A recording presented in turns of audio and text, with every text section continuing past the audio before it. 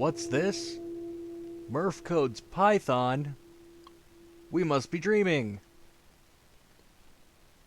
No, folks, you're not dreaming. We are actually doing another coding session after I don't even know how long we didn't do the coding session. But we're back to it. How come I'm not hearing the background music?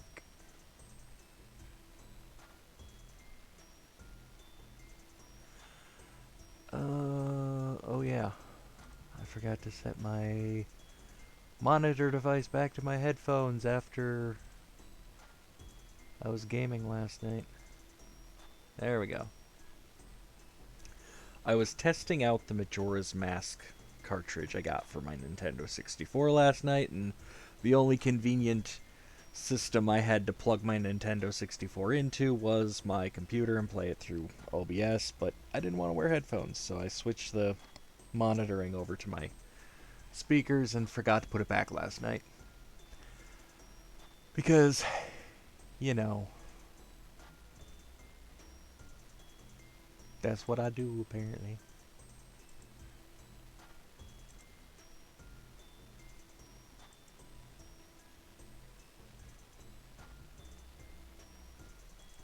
Alright.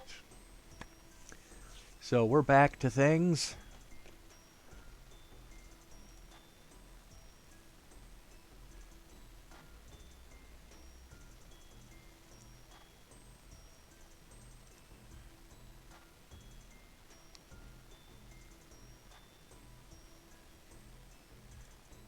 And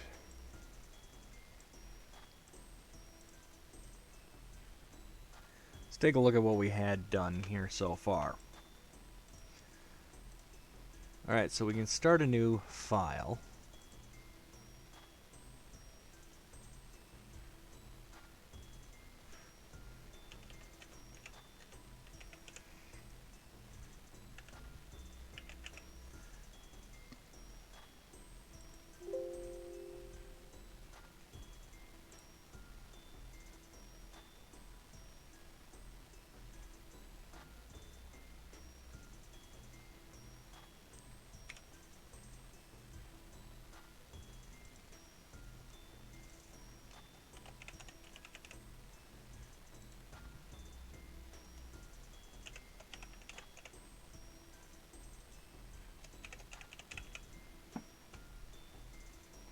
We don't have a submit button, though.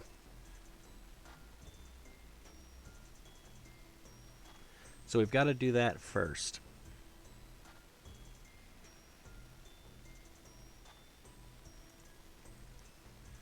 Alright, let's look at our code here.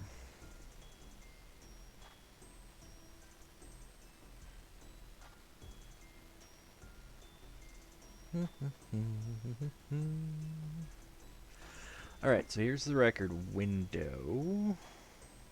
Right?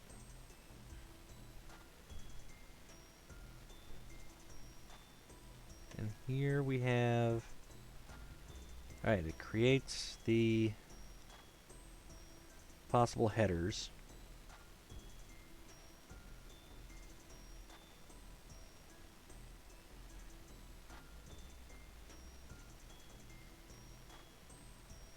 Okay, so we have it here where it's creating the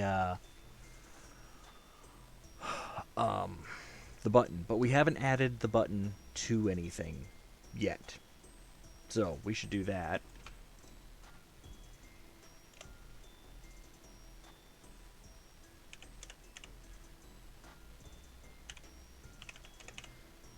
And because for some reason we can't get place to work in this window properly, we're going to stick with pack. So it's just going to just pack.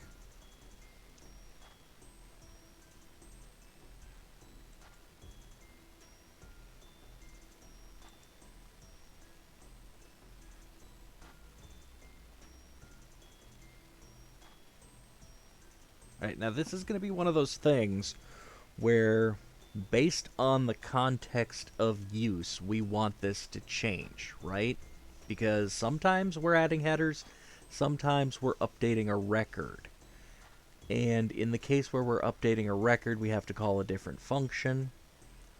When we're adding headers, we call a different function.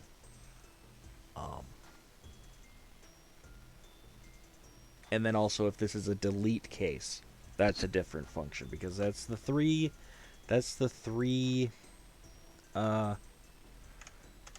use cases. So we have a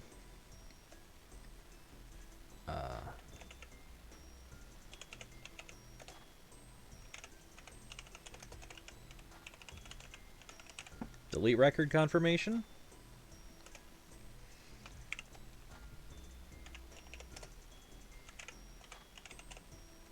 add record, data entry, and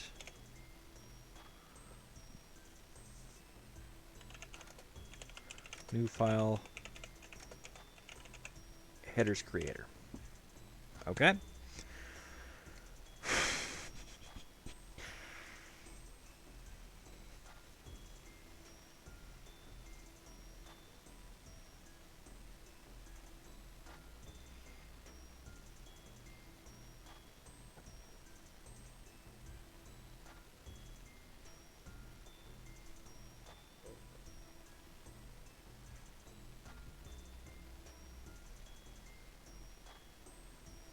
Alright, we have our record submit button function up here.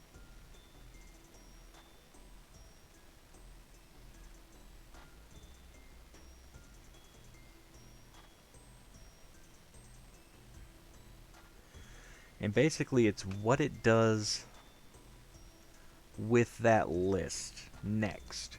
That's going to determine if it's, you know, if it's updating or adding a record, right? Because if we're adding a record, then we just need to run create record. If we're updating a record, then we need to know which item is being updated.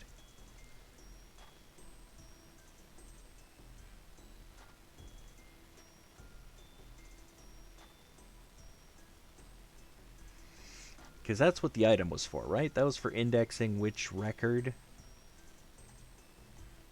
we're going to pass to it, if I remember right.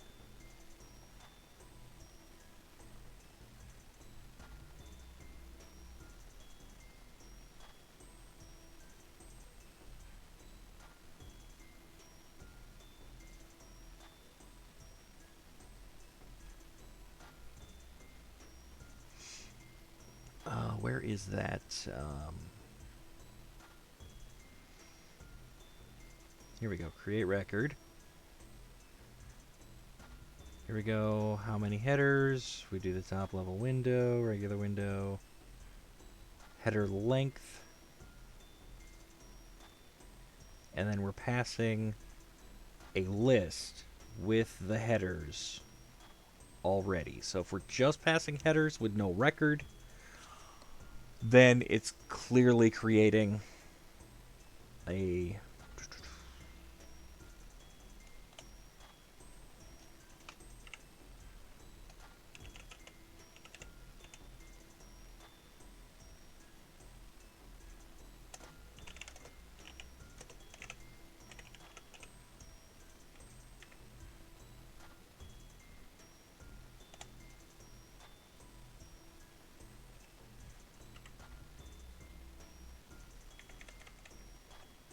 I suppose this would be headers with no record as well, wouldn't it?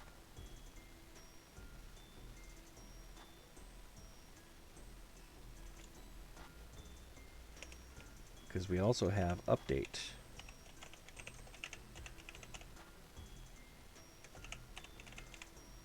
Where it would pass both headers and a record.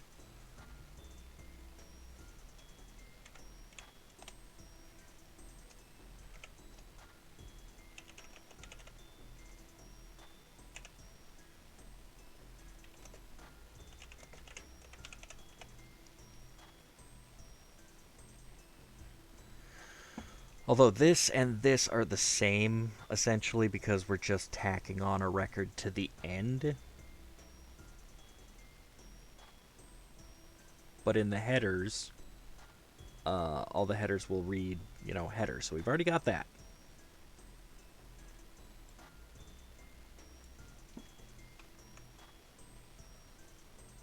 And that's the use case we're also using here.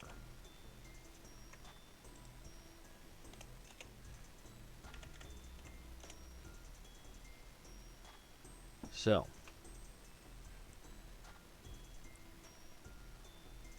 with these two, we'll have item popping up.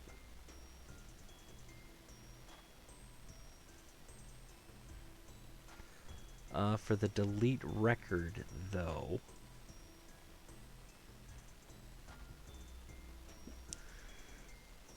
I don't want to add another flag parameter to this thing. Though if I did, I could easily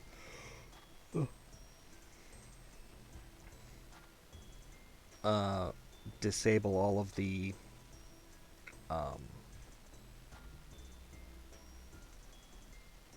text boxes so that we wouldn't be able to change the information, and then it would just default to deleting that record when the button is pressed. And for our purposes, that would actually be handy, I suppose.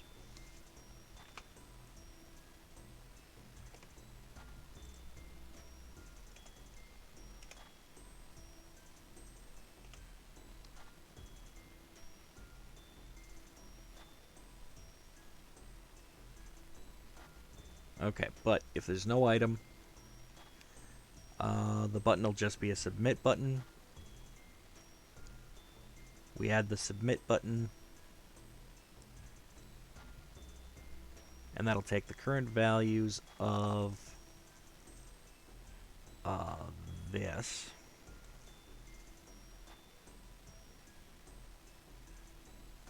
and cobble together a list. So let's try that first. For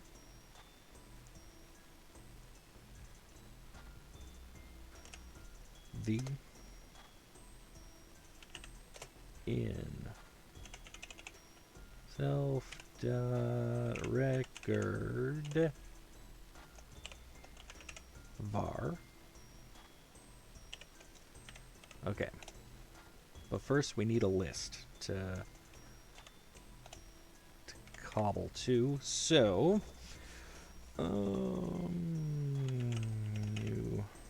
we'll just call it new rec.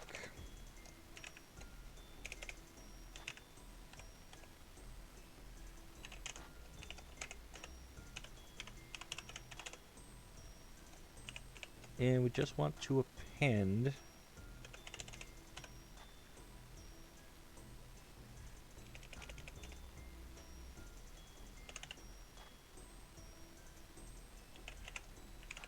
the value there, right? Let's see what that gets us.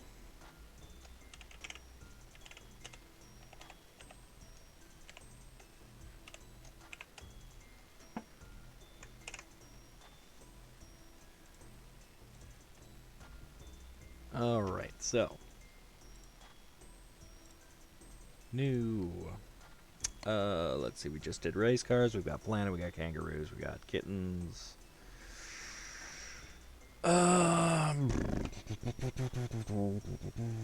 Boats.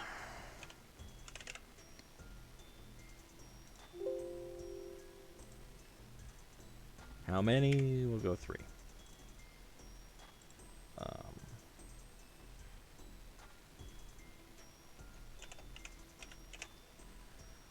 size, color, number of sales.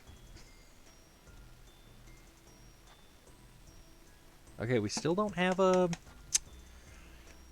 we still don't have...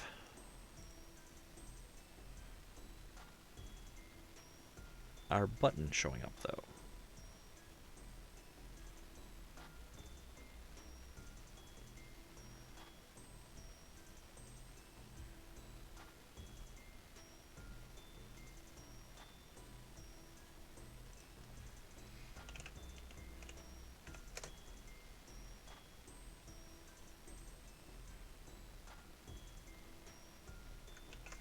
Is it because I forgot self? It's probably because I forgot self.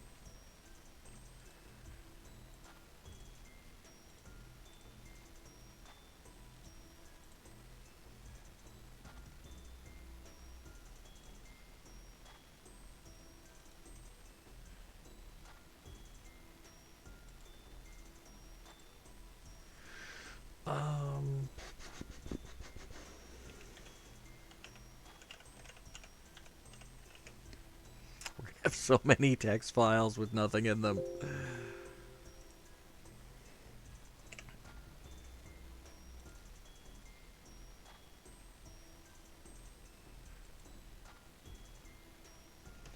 We still don't have...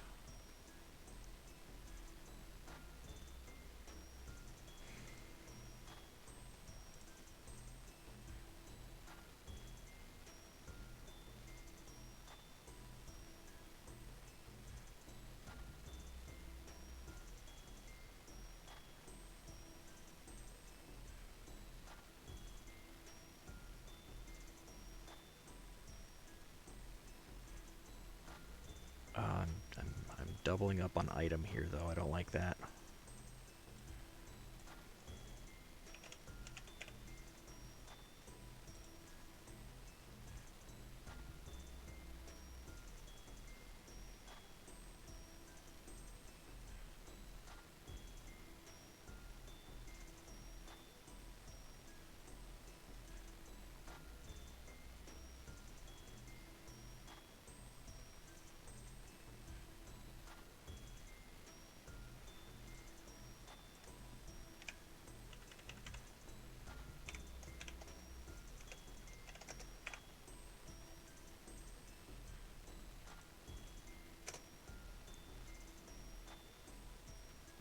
Yeah, that's probably why I was having problems.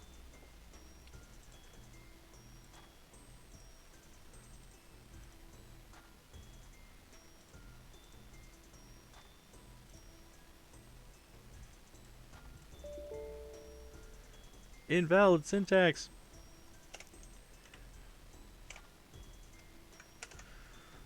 Always get it backwards. Okay. File. New. I don't even know.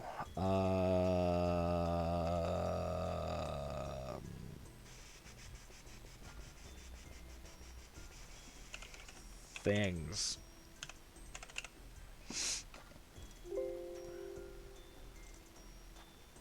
Uh, 3.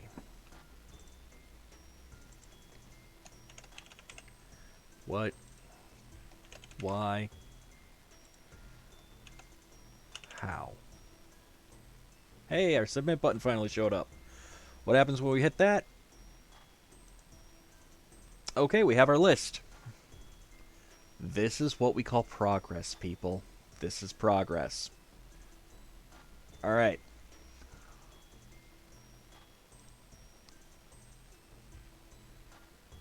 So. We still don't have it dropping that list into the file.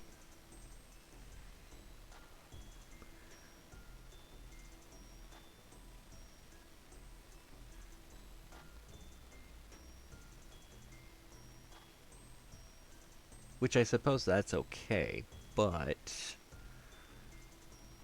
I kind of have to do sort of a bit of a trace back here. Are we?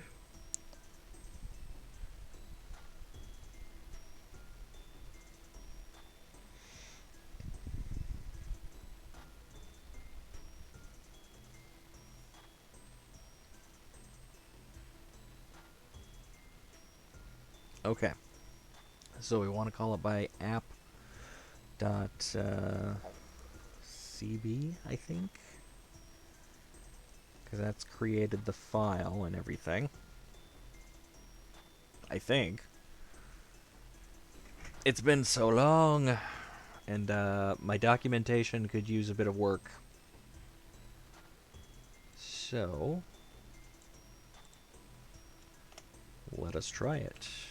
app.cb.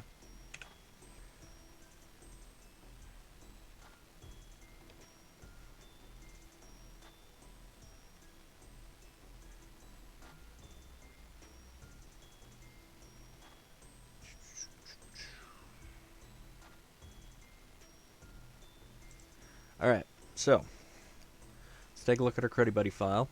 Okay, so we create the file, we read the file.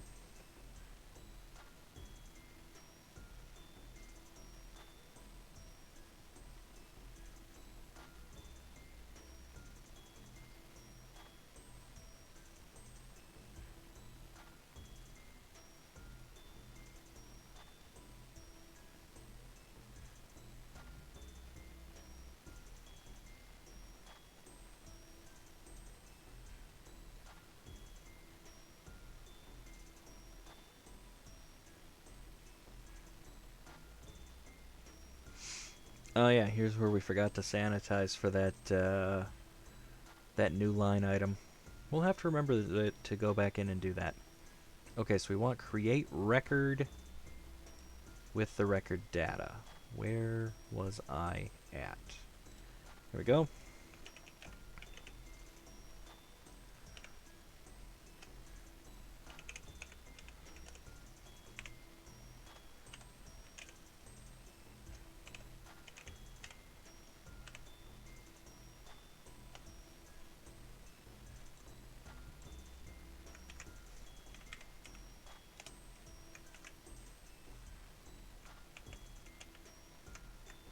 Okay, my paste ain't working. Why is my numbers not working? There we go.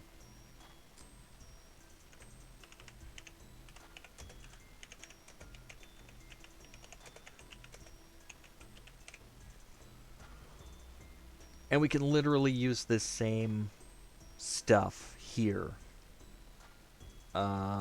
for adding a record or adding a header. The only difference is if we're calling this to add a record, headers will be filled in with something other than the generic information. And the number of headers should be there. So we just have to make the change when we call this. Where did we create this? Right here? Yeah. Where we're adding headers, we actually get the headers from the file that we have open. Alright, and this should finally satisfy two of our things. I mean, I'm assuming this works.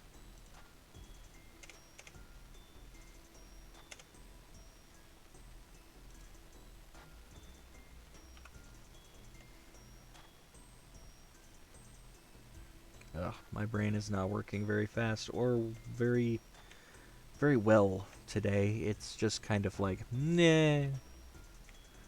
I'll do things when I feel like doing things.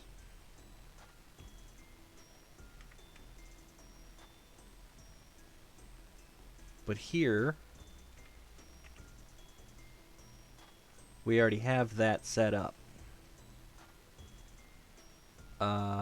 If we go to the edit menu, where's our edit menu? Add. Although for some reason it's not doing the thing. Why is it not doing the thing? I don't know. Oh, because we haven't opened a file yet. You have to open a file first. Let's see, which one? Things?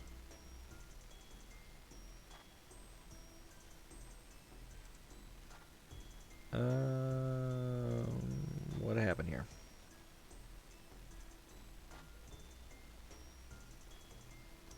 Is things still empty? Things was still empty, wasn't it? Because we didn't test the new function.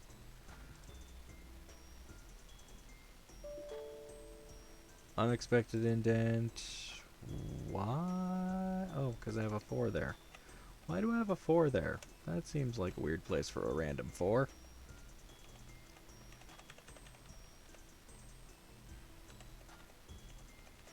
Like I said, my brain is not working quite right today because I am tired.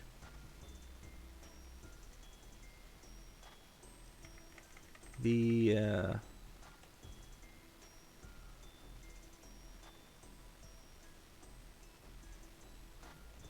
small child, of whom I am responsible for, has decided to take it upon himself to randomly just wake up in the middle of the night and start hollering, like not like a frightened, not scared or anything, just trying to get my attention for whatever reason in the middle of the night when we're all supposed to be sleeping. So I keep finding myself having to get up and be like, "What? What is going on? What are you doing? Why are you yelling at me? What did I do?"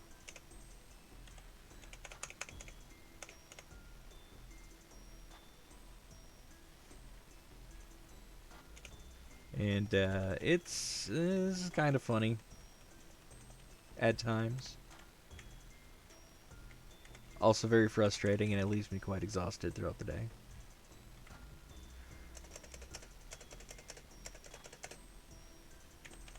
So after this, I'm going to be taking a nap. But I wanted to do a session today because we haven't been very consistent with our getting through this thing. And I want to get through this thing because I promised we would. And I'd also like to move on to some more interesting stuff, you know? Because, I mean, let's face it, this isn't exactly interesting. Here we go. Boats has nothing in it. Let's get rid of that one. Hamsters has nothing in it. Let's get rid of that one. Hats has nothing in it. Let's get rid of that one. Kangaroos has nothing in it. Let's get rid of that one. Kittens should have something in it. Yes. Planets, nothing in it. Let's get rid of that one. Race cars, nothing in it. Let's get rid of that. Things, nothing in it. Let's get rid of that. Okay.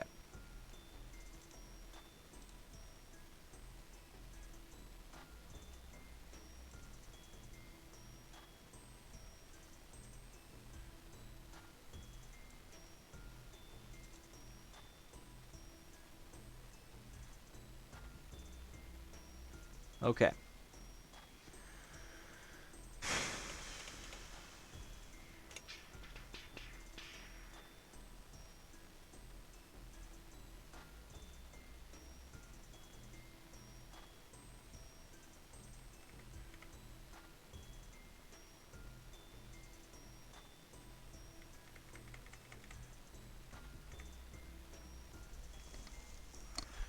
Now,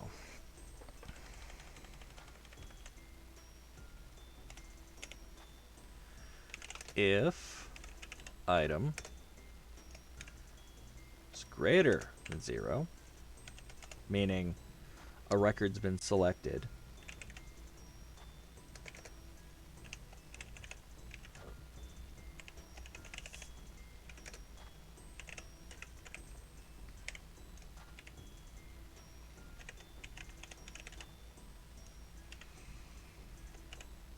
Now I'm going with a slightly different caption.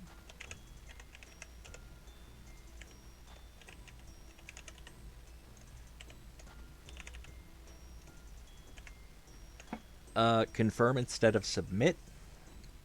And the reason for that is I want to confirm this is the record to delete. I want to confirm that these are the changes I want to make. Whereas submit, we're taking the information and submitting it to the file. I mean, I guess you could make the same argument if we're updating it. We're updating the new file. But this also gives us a bit of a visual cue that our use case is working properly.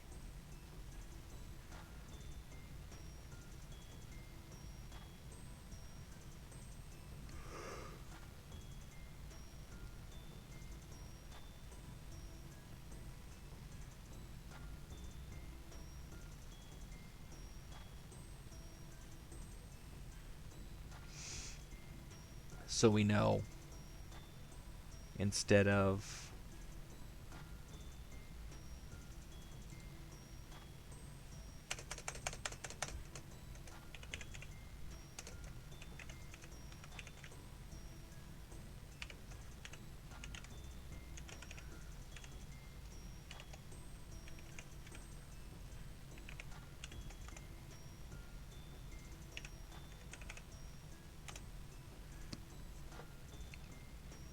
instead of the submit button, we're doing the confirm button. All right. Now we are also going to do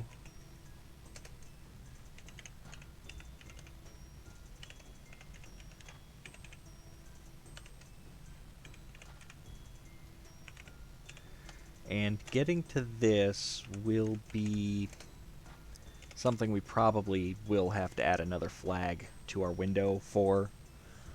But, I mean, if we just put a,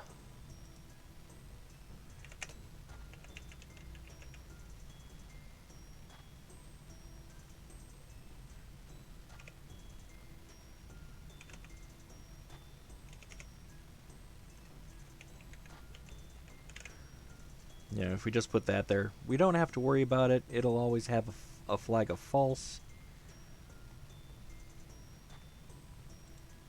And then here,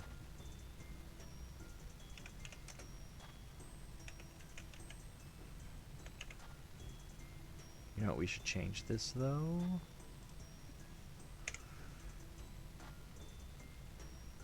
Because I think delete might be a reserved word.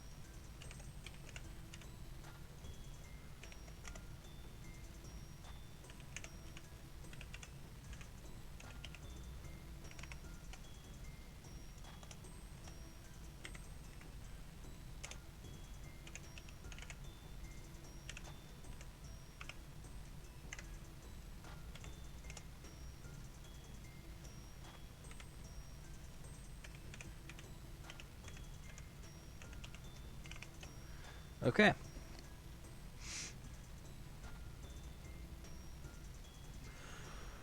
I mean, we could take this as a step further and even add a bit of red color to the text.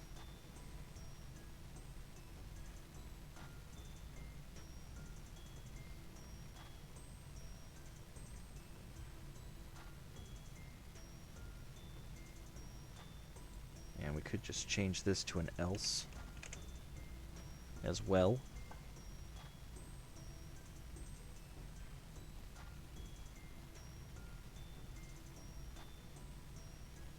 All right, so the default fall through behavior is to confirm that we're updating some information. If deleter is set to true, we'll run the delete.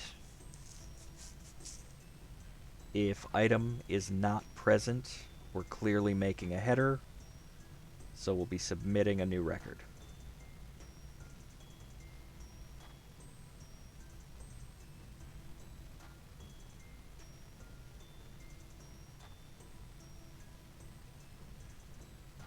Or sorry, if item is 0, we're making a new record. That's what we're doing. If item is not 0, confirm to update the information on the record. Maybe we should just go with update.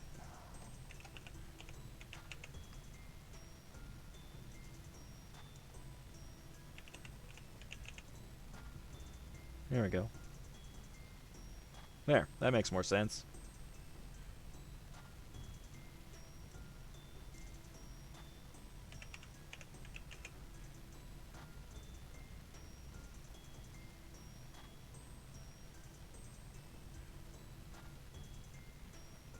See, now if my brain actually works for half a second, I'm, you know, sometimes kind of intelligent when it comes to the things that I do. Otherwise, I'm usually an idiot. Especially if I haven't slept.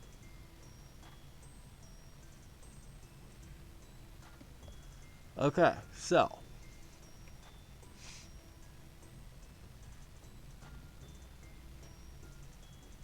we can get rid of that, because I believe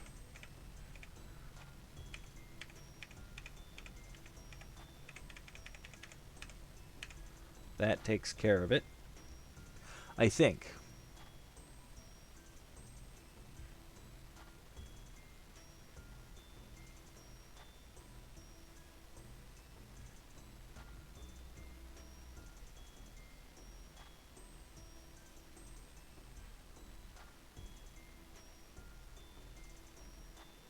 Now, our update function should be almost identical to this one. We're still going to do this part, right?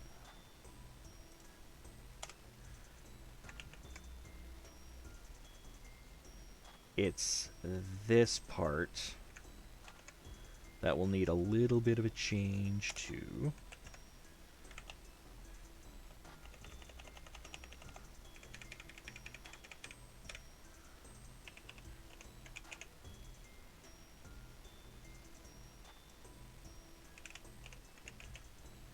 And for that,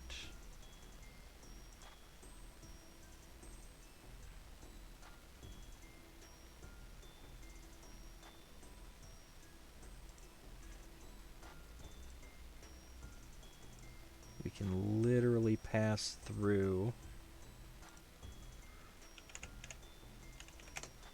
the item from up here.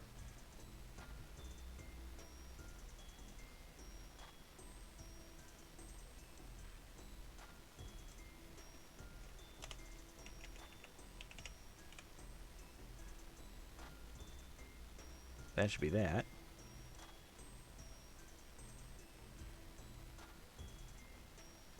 This one, we can skip the step of having to do that. Of having to gather all of that information.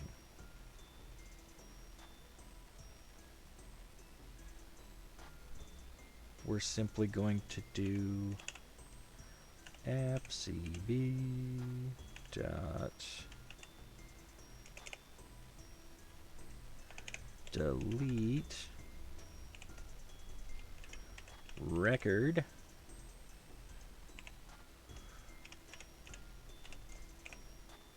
item. All right.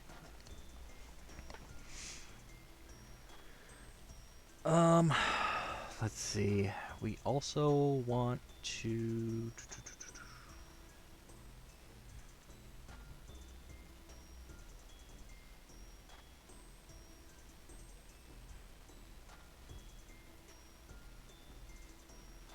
also want to close the window after each of these.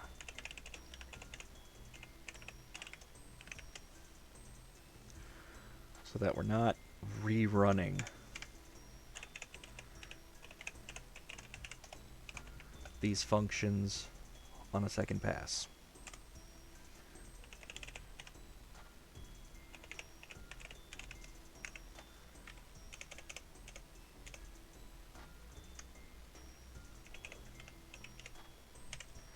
Like, if they accidentally click the button twice or try to click the button twice, it shouldn't work.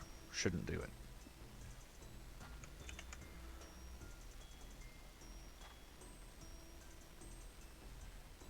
Okay, so in theory, this should satisfy all the things, right? Most of the heavy lifting is being done by this one singular window that has minor changes made to it.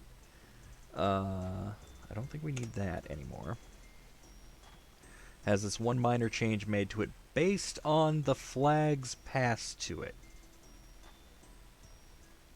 And we are very flexible on the parameters and flags we're passing.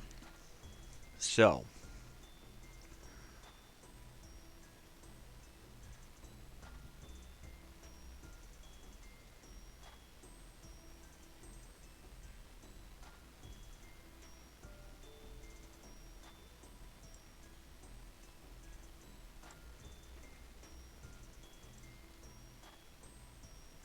oh, that's right. We wanted to create a function that updates the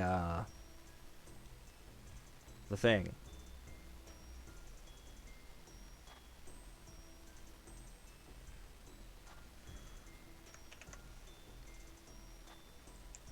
Because otherwise, I think we have to do that ourselves.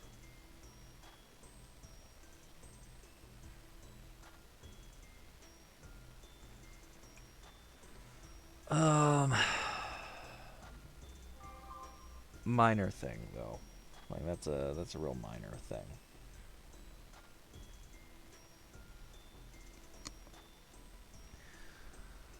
So,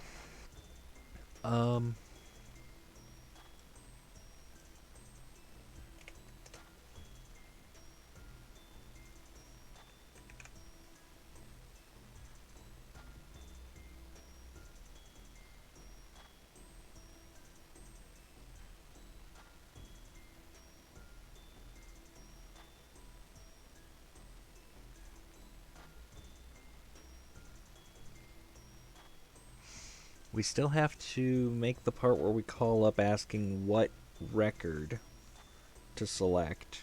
When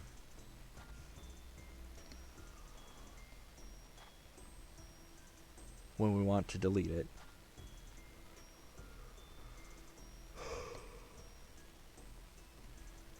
Well, we should make a confirmation box come up. And then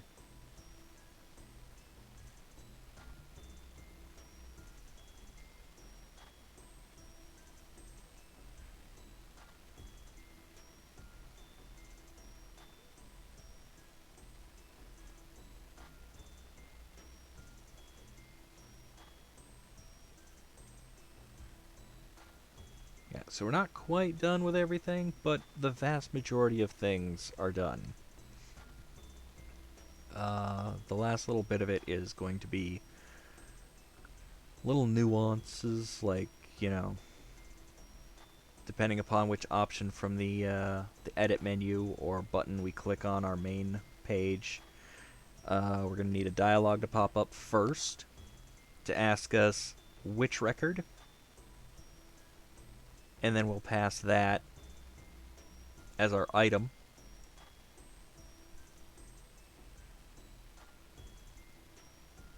Headers will be record 1 for adding and updating.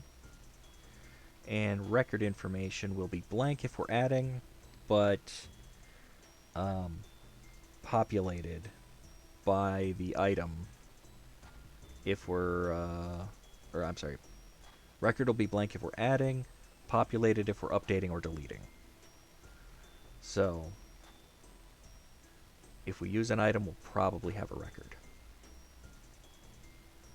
Deleter will be set to true if we click on the delete button. Or delete option.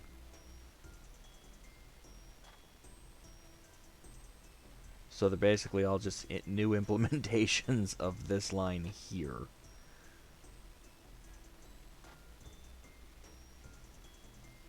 Don't think we need that anymore.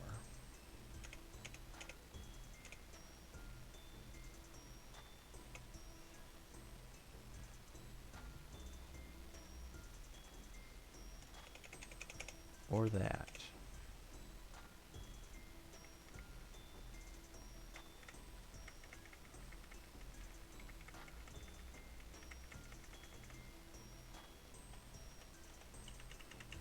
Or this.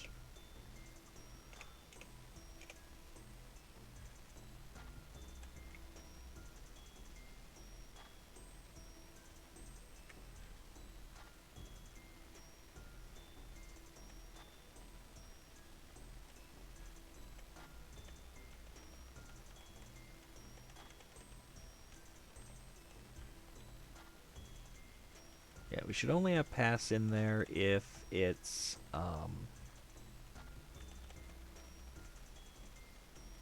empty. Or we're not done. Otherwise, we should end with a return or just end. We don't need necessarily a return.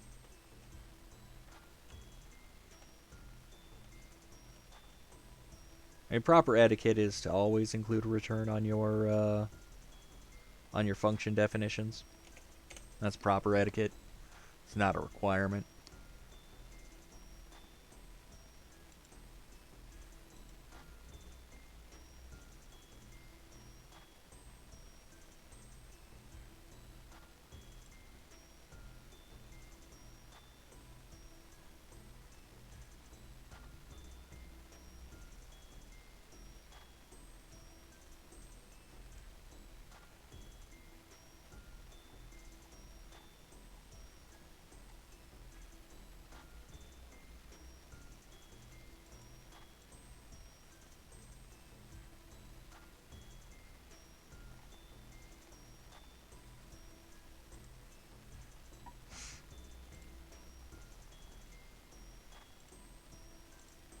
Alright. Make sure I've got everything closed. I do. Make sure I've got no other weird files, just kittens. So, let's run this.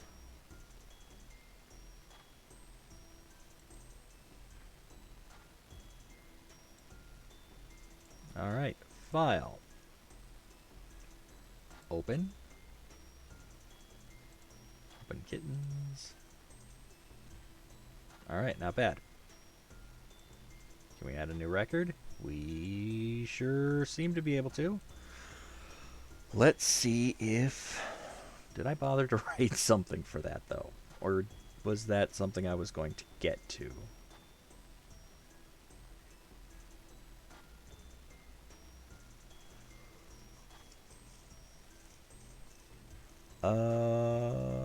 No, I did write the function. Okay, okay. Sorry, can't remember all of the things all of the time. Can I? Minimize view so I can look back at this. What are we gonna call this one?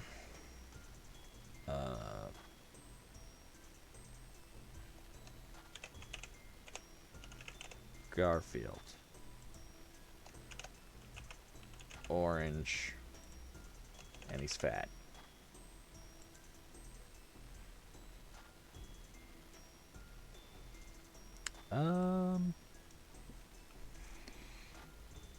Our window didn't go away.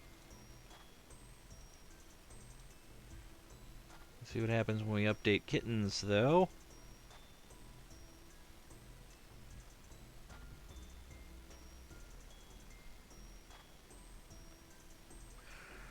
Well, that's kind of weird.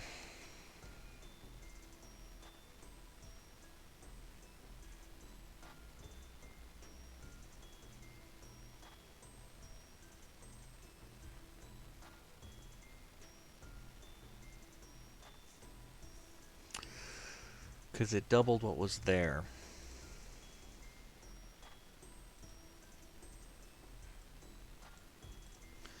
And to confirm it, we'll try one more time here.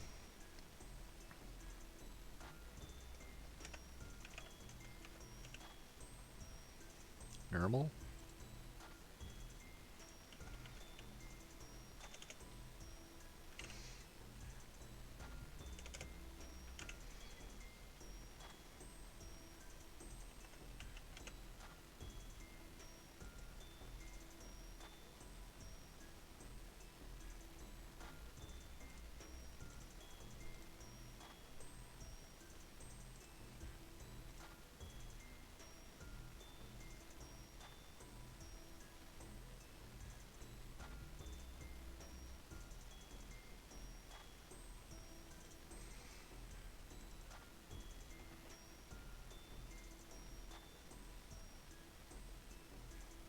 Okay.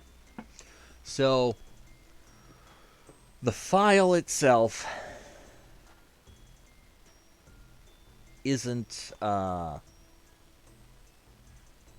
the issue is, which is good. It's just the displaying of the file where the issue is. We have to clear out that whole thing and get it to start over. So, a minor technicality. It is working, though.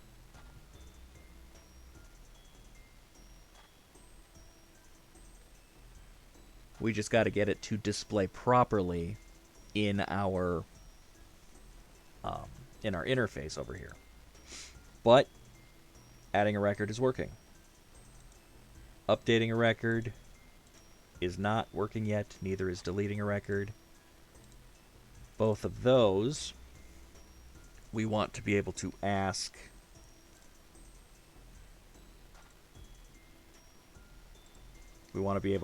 for an item to either be updated or deleted. But we'll get to that in a second. I do need to check that this file creation part works. So,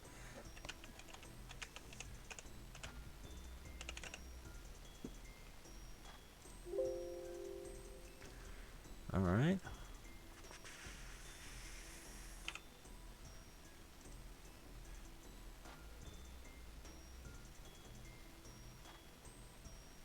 Huh.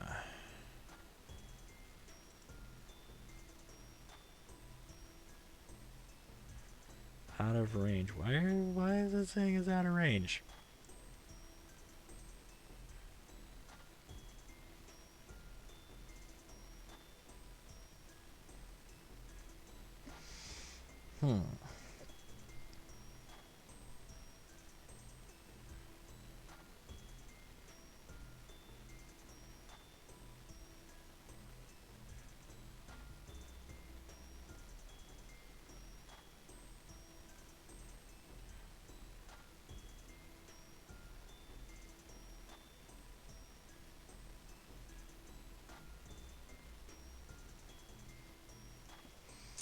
It worked with 3, it doesn't work with 4. Why doesn't it work with 4?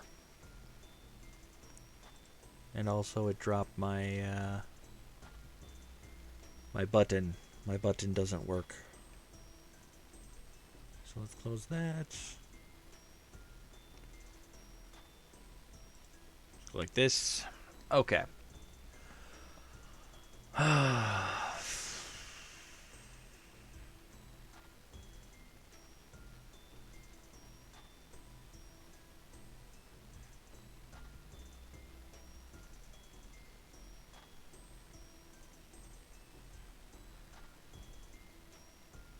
So, That's a problem that starts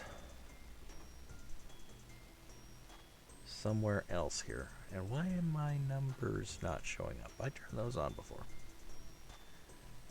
Okay.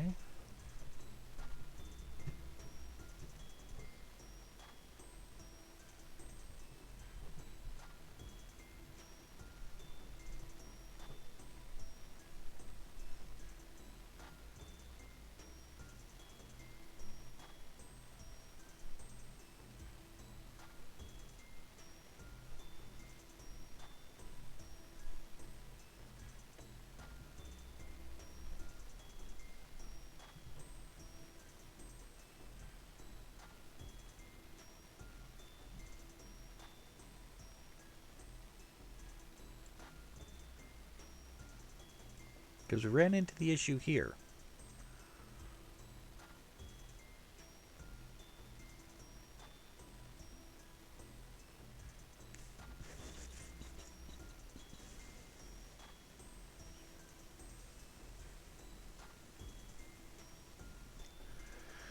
But I don't know where we're running into the issue after that.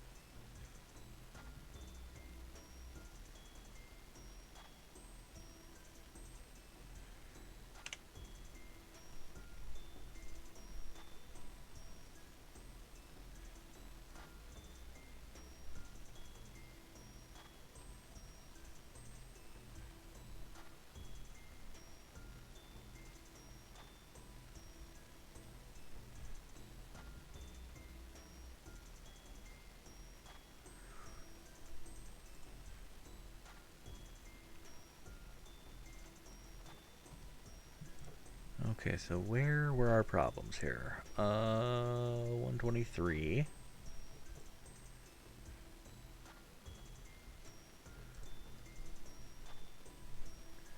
123. Text. Record I. Length of headers.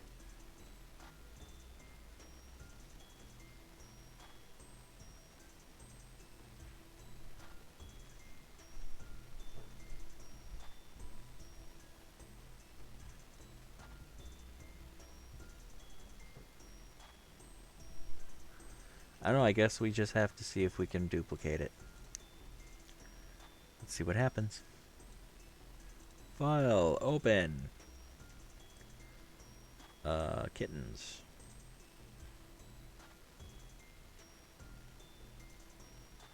Displays correctly. Sort of.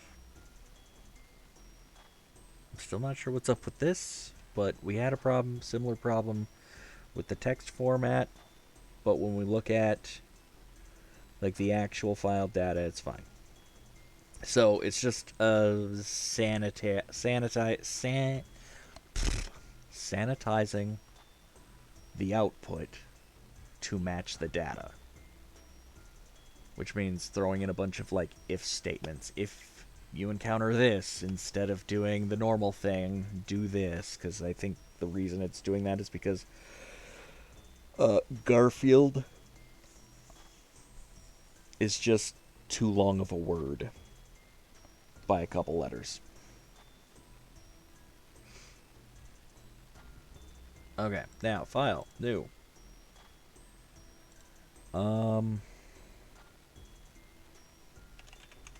Planets is a good one.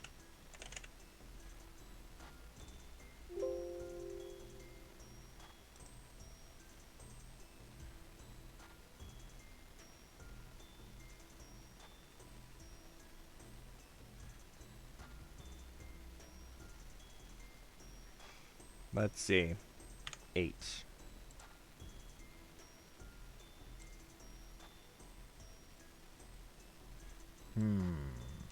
Okay.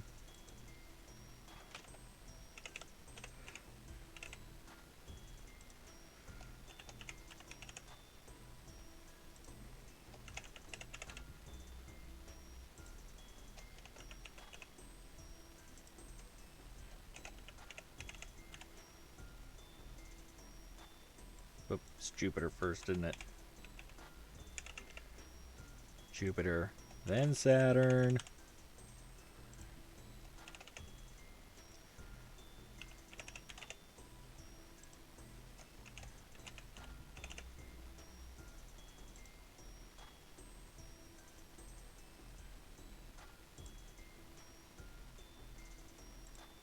Okay, it does not close those, but it should.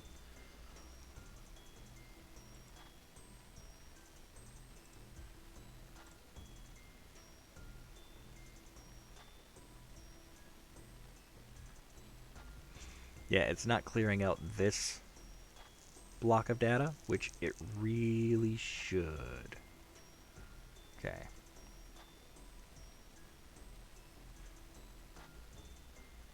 You can add record.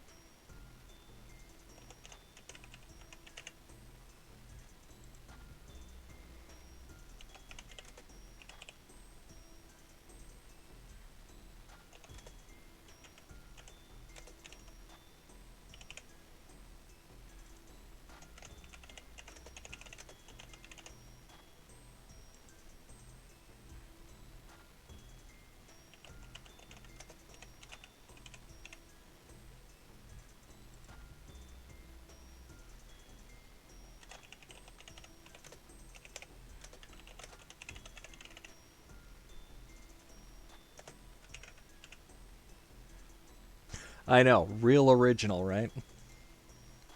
Okay, so file, open planets. The information's there. Obviously not displaying everything properly because...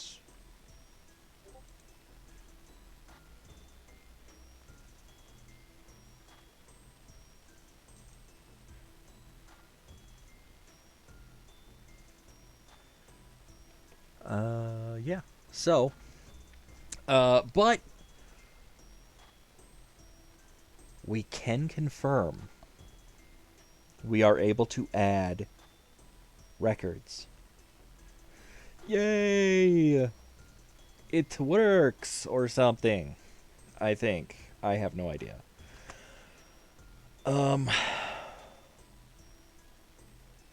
We have, however, encountered a couple of problems that we're going to want to solve.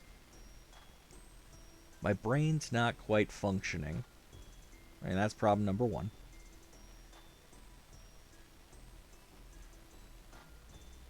Problem number 2 is the windows aren't closing like they should be. Problem number 3 is our main window should just be displaying the information from the file we open. So we got to clear out the old information that's there.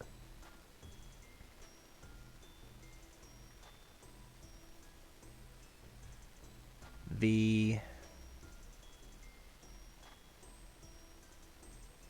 rest of it, though, seems to be working okay. Update record and delete record, I imagine those will work once we input the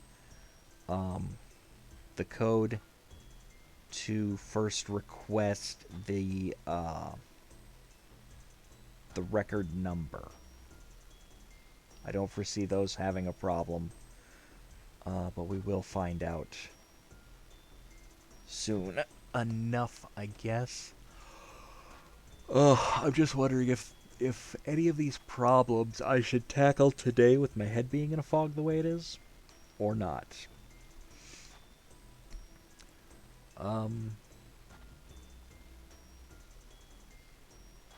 I feel bad about ending the stream here.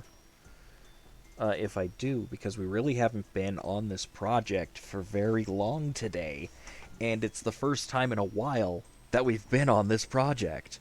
And oh gosh, I really want to be able to finish. We're close to finishing.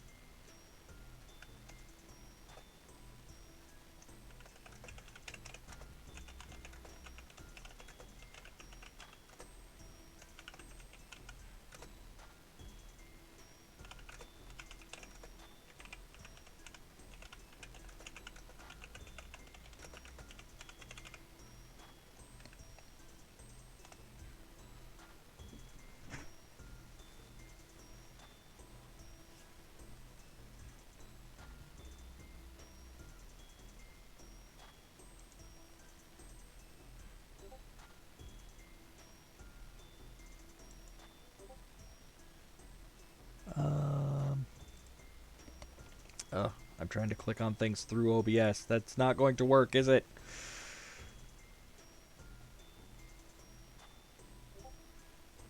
Sure would be cool if it did, though, right?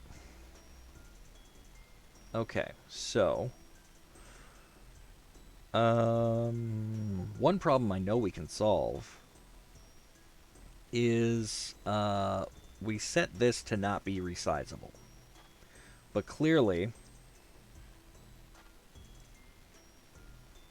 we should want to make that resizable.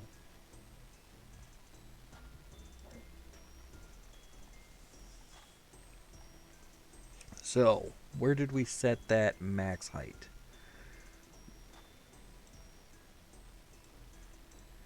Let's go ahead and comment that out.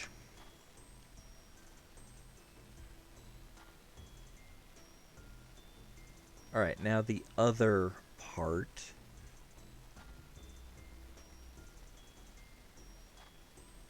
Alright, so we create the menu.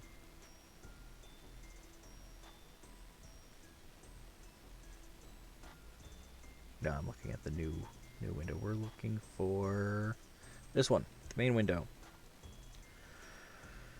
Okay, so we have that, we have that, we have that. We have a list box.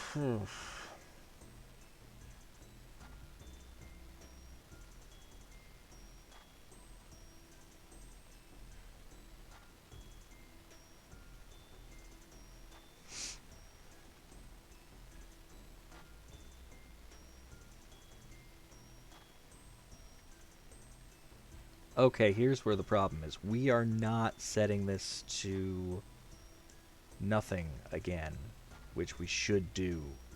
So let's take that and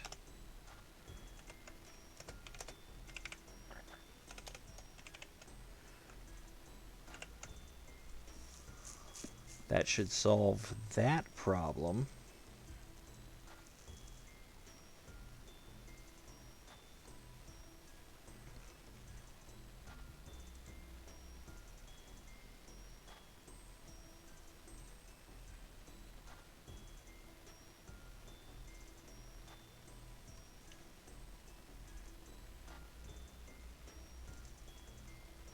Well, hey, Ube and Knitting Link.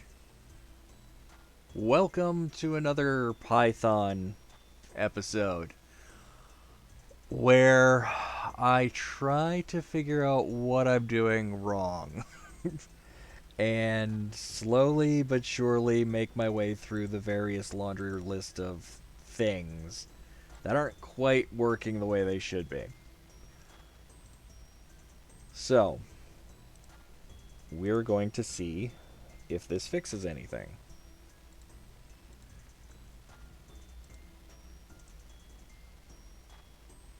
Okay. That technically fixed something.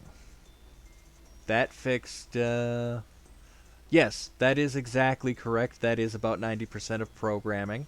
That estimate may actually be a little low, though.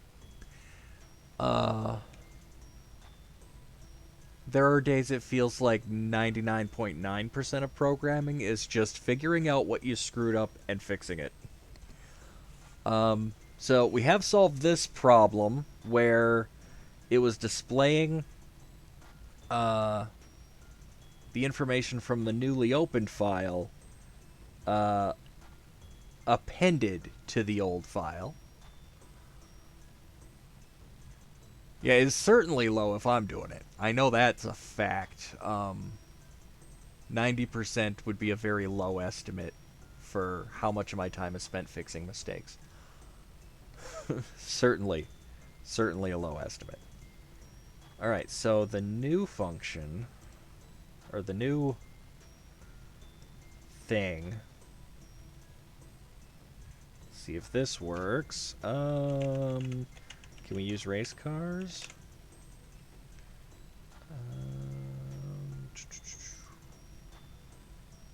I have race cars. Let's delete race cars so we can use race cars. Okay, files created. 5. Number. Color. Driver. Speed. Sponsor? Sure. Alright, so that still doesn't close, which is not anything new. Now, if we go to open, race cars, number, color, driver, speed, sponsor, add record, number, I don't know, 3, color, red, driver, Dave, speed, fast, sponsor, soap.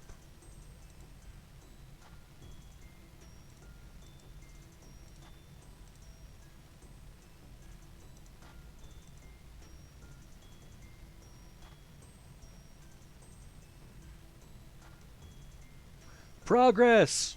Woo! Okay, now we just need to get it to update that main window automatically instead of having to constantly reopen the file every time we do something. That is on our to-do list.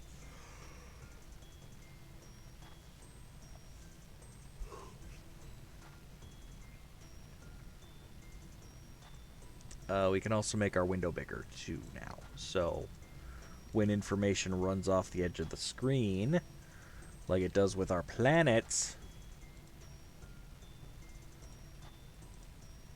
we can make it bigger so we can read it. Solutions to problems. Alright.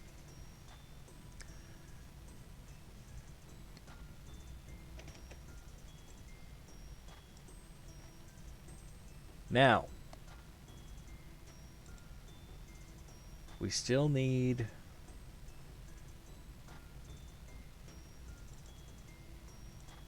to be able to delete a file.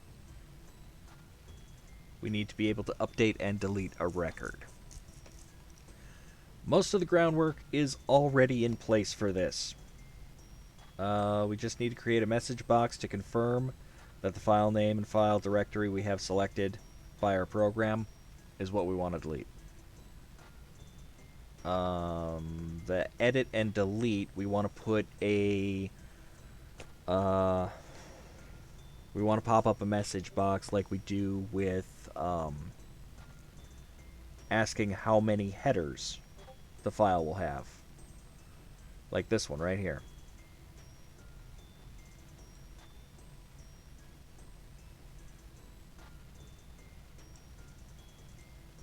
So we can pretty much copy that one.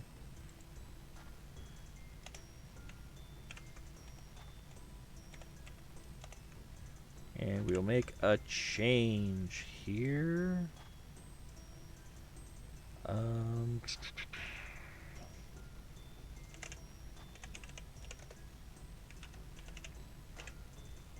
Because all this is doing is getting for us an integer, which is what we need. We don't want...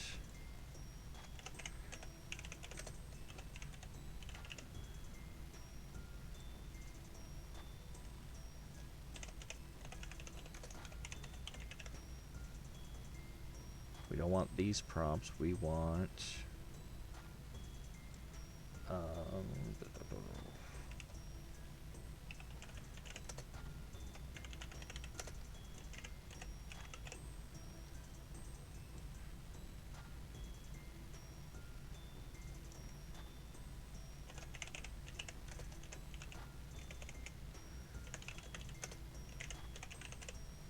There we go.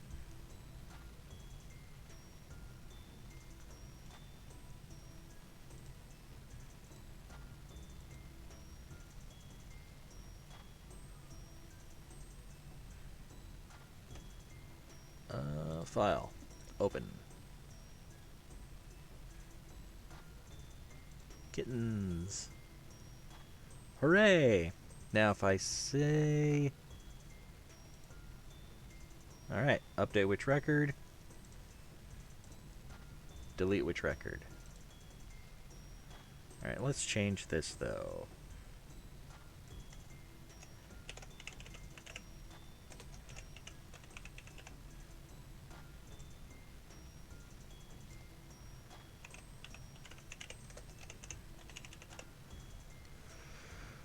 Okay, so we're asking for that. Now, when it comes to deleting the record, we want to pop up the record window.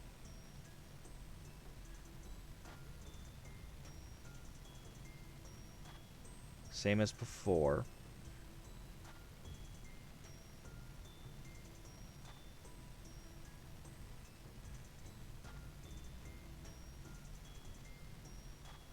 But we want to pass a different set of parameters.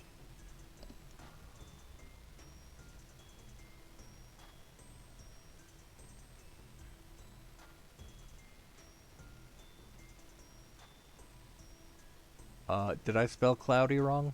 I probably spelled cloudy wrong.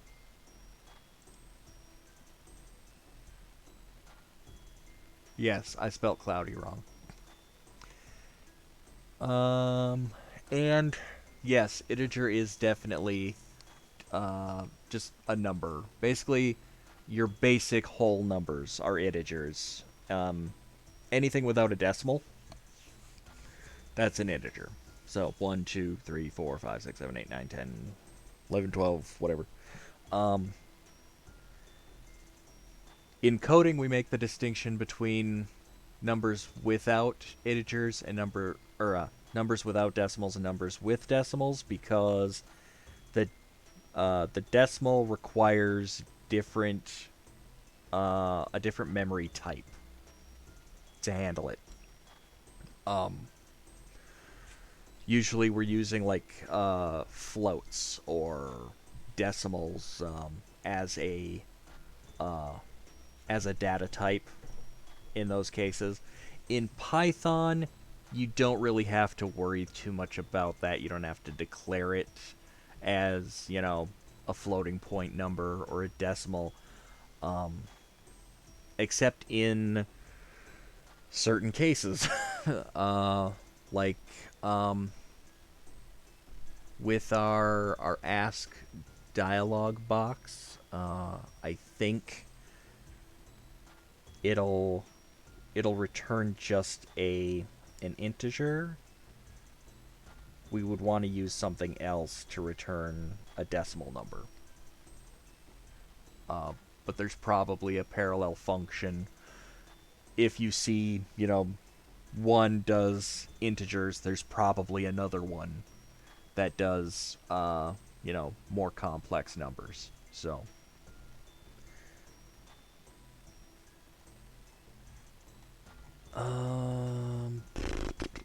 my brain is so shot today. I forgot what I'm doing.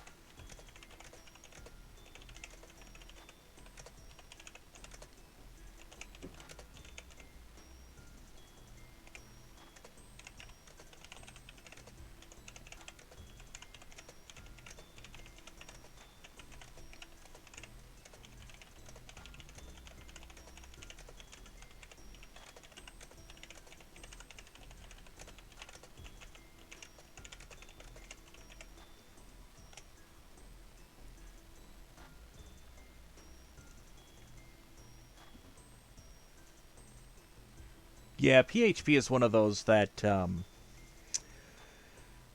they get real picky about um, their data types, and you have to differentiate between the kinds of numbers because like they don't just handle that for you on the back end. Um, but in Python, we're kind of spoiled a little bit. Most things will just handle that stuff for us without a whole lot of fuss.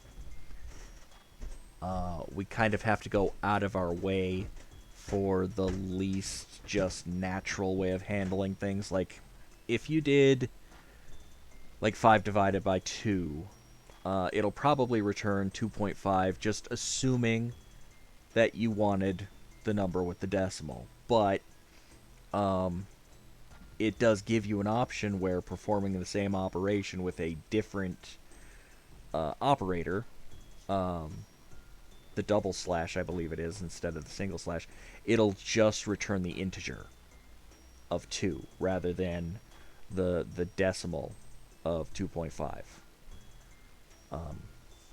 Python's unique in that, that's how it decides to do things. And it's kind of nice because they put some thought into it and they're just like, we could probably make this easier on people. And they did. Um, Gosh, I feel like we're getting so close to done with this program. I want to keep going, but my brain is also in a fog. And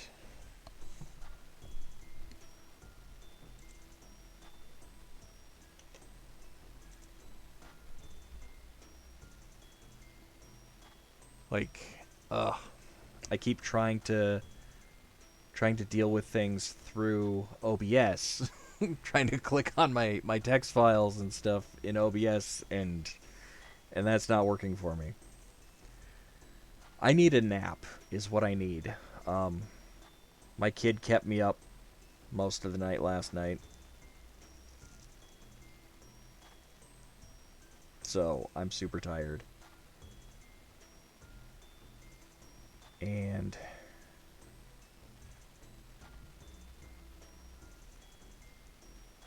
yeah, here's that part where we want to update things, but we want to put this in a function that gets called when we do something that would update the record or change the file that we're looking at. Um,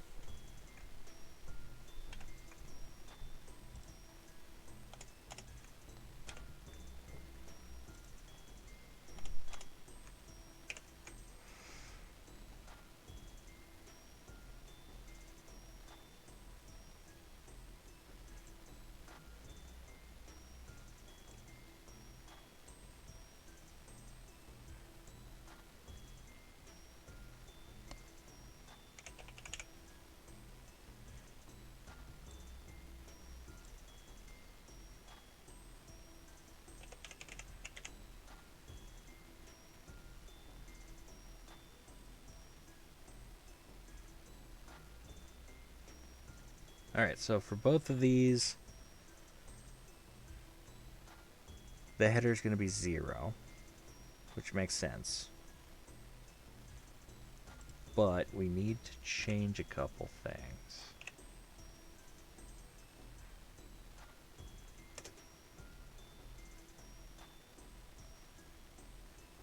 Because the item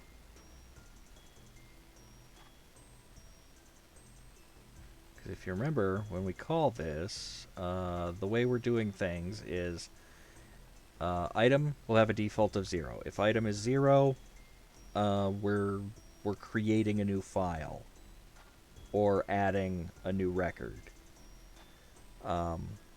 Either way, we're appending. But if we have, because we're asking here, record index,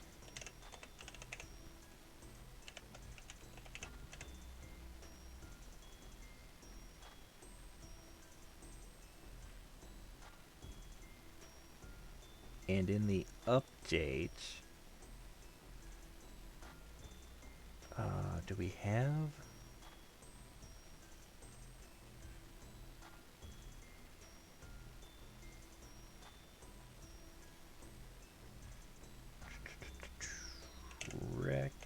Records equals app cd dot read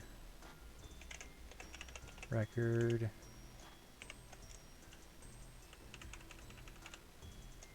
index and item equals record index. Right? And then we can copy pretty much this exact same thing for this one, because it'll be pretty much the same, except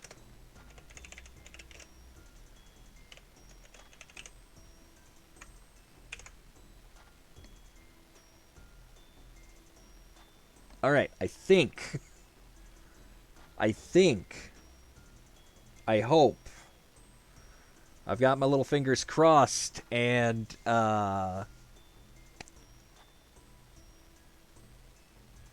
we may actually be done now with, most of what we need to do. So, Let's see what happens. Okay, update record. Well, first we have to open a file.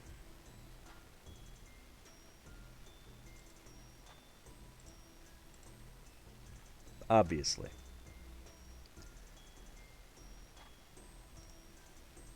And I need to set that to only open a window if.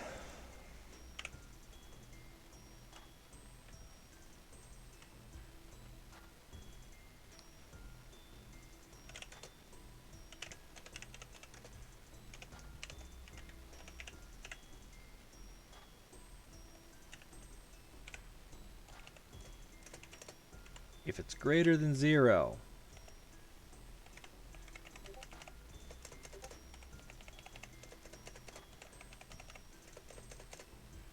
We'll do that. Because if they hit cancel, I want it to just kick out of here without popping up that little window, right?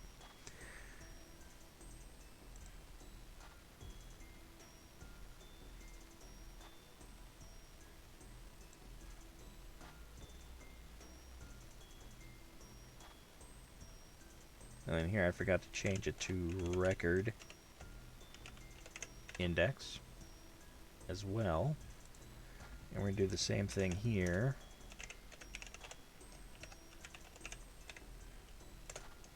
It's got to be greater than 0, otherwise it will not pop up the window.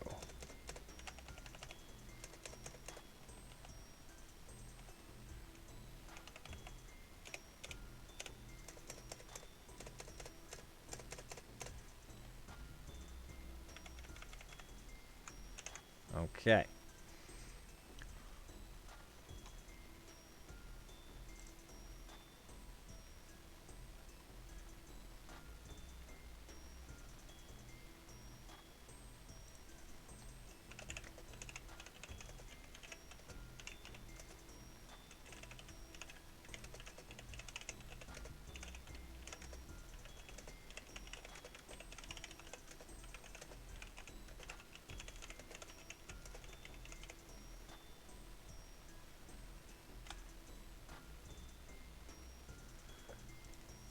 So,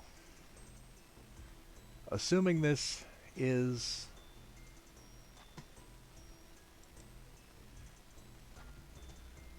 do I have my yes I do. Let's close that.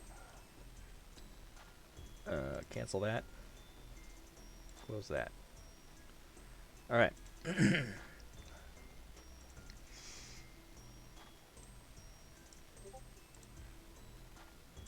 Open. Kittens. Update record 3.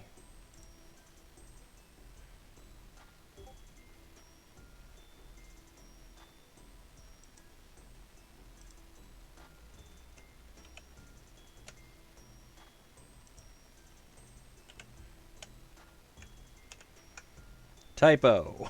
Fixed.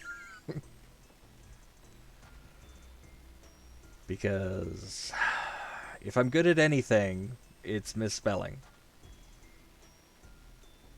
And dying. Apparently I'm good at dying and misspelling.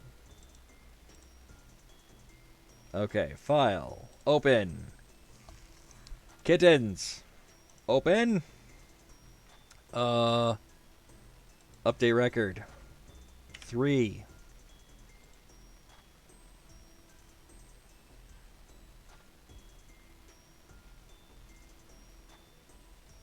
Unexpected keywords argument records. Okay. It's probably record, isn't it? I bet it's record. Let me just double check that, make sure it's record. And not like record data. Okay, it's record. I'll get it right one of these times. I swear.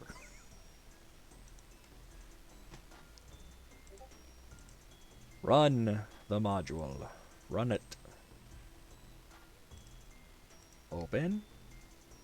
Kittens.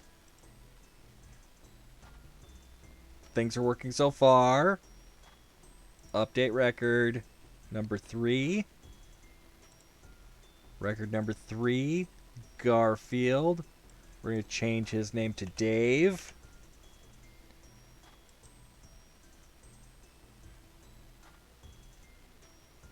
Close that because that's still a thing we haven't figured out. Reopen kittens because that's still a thing we haven't figured out.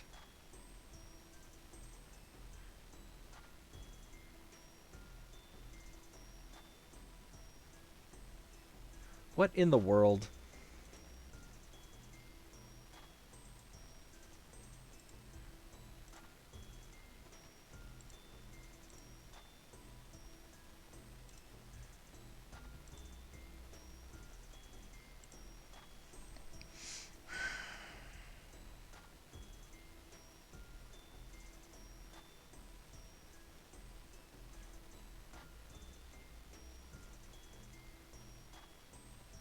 Something has gone wrong because now it inserts a blank record. Why? Why you do this? It's probably that new line thing, isn't it? I bet it's that new line thing. Yep. For some reason, it's sticking a random new line in there. I don't know why. It doesn't need to do that. I'll have to track that down later. Yeah, we're just gonna have to track it down later. Okay, delete record. Delete which record? Let's try and delete number 4.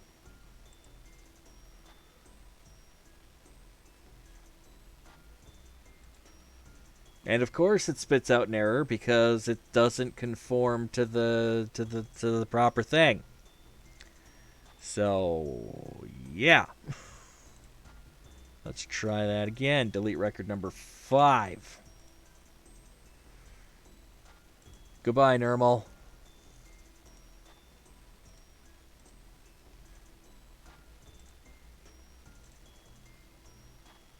We deleted Normal!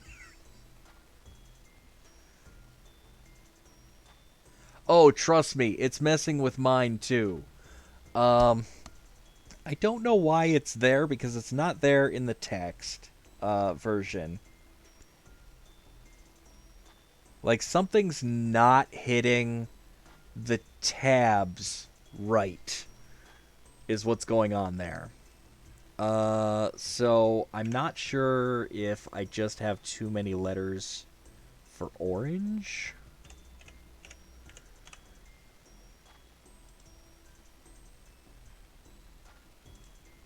Because I thought it was I had too many letters for the name, like Garfield. Because when I had it down here in the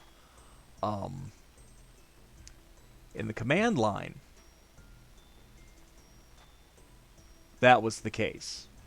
Garfield was too long for the amount of space there, so it would cause everything else to tab over. Because when it would add the next bit of data, like the tab over was already here, so it would tab over here. Yeah, and the command line part looks right now, but now this part doesn't look right. And it's probably going to be even more screwy now because I just updated it to now be, instead of an orange cat, it's a brown cat. It's a brown cat. And for some reason, the numbers, it is tab separated. I may have to add just an extra tab in there or something to kick things over just a little more for each column. But yeah, look at 4 and 5, which are blank lines now, because for some reason it's also sticking a blank line in there every time I do this. I don't understand that part. If we add, though, let's see. Buster. Wait. Not much fluffy.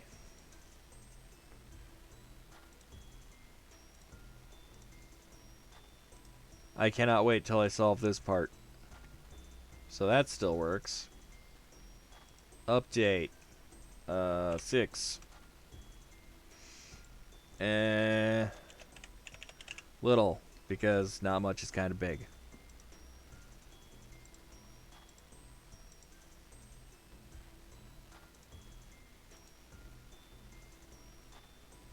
See, 6 goes right back in line to where it should be. I don't understand. I don't understand why it does that. I don't understand. Okay, so, no, we're not going to open. We're going to... And then we got this going on. Why is it kicking out an error if we cancel the open operation? That's ridiculous! It should not do that. Anyway, we have a mostly working program now. Mostly working.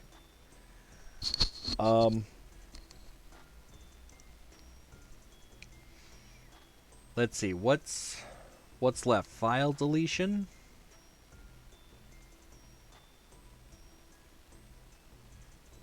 Do I have a confirmed dialog box yet that I can just copy from someplace?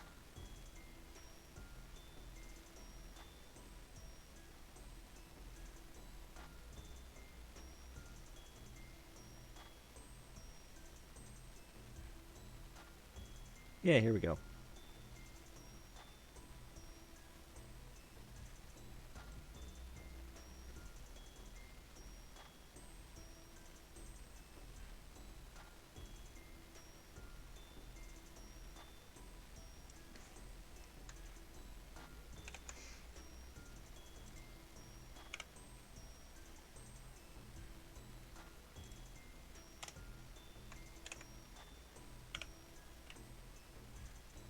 Ask OK cancel, confirm file. Deletion. App file directory.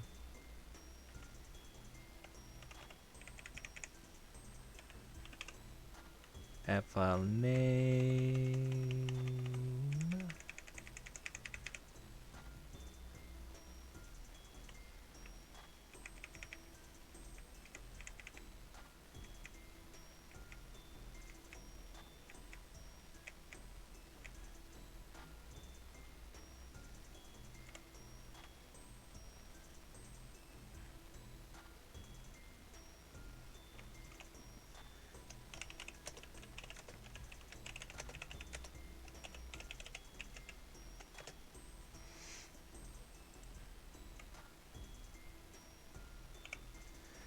And then if that is successful, we go with self.cb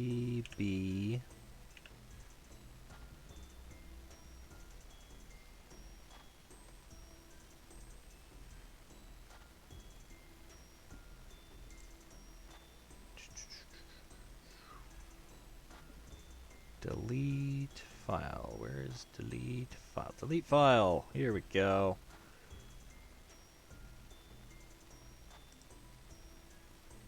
Pretty easy. We don't even need to pass anything to it because it'll just delete itself.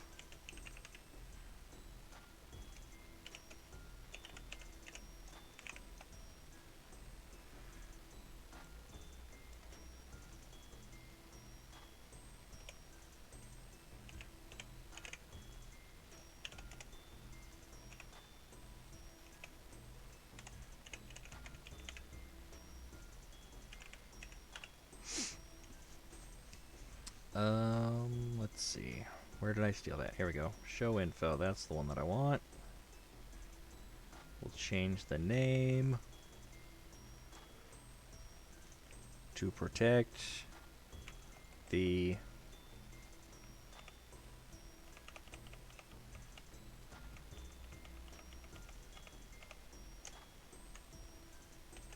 innocent. That's how it goes, right?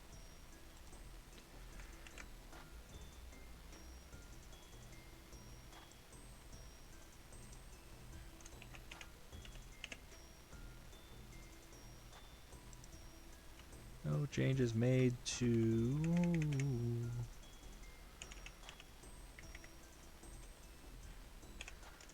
Let's go with...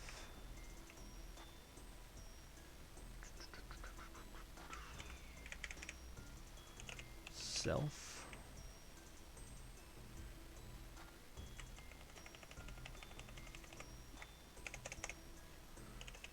Self.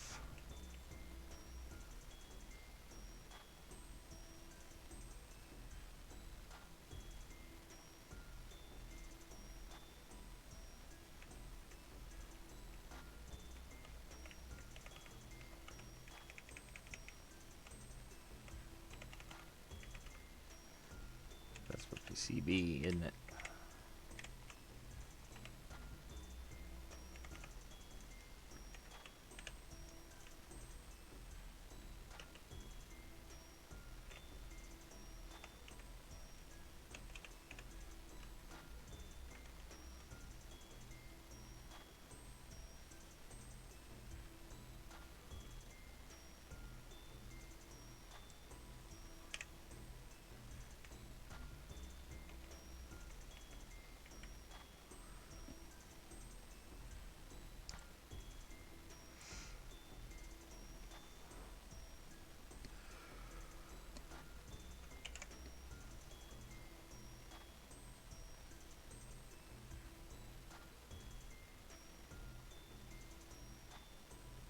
How come you never raid, by the way? Because I honestly have no idea how that works.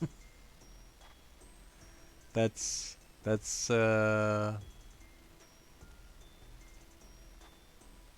That's why I don't raid. I have to figure out how that works first.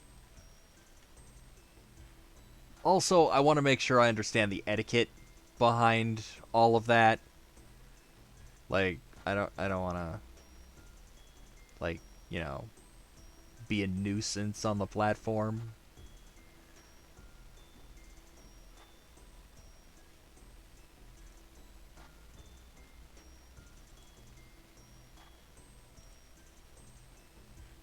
I would prefer if my interactions were, you know,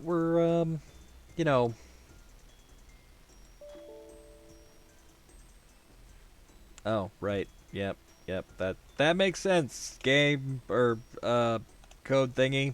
There we go. Okay.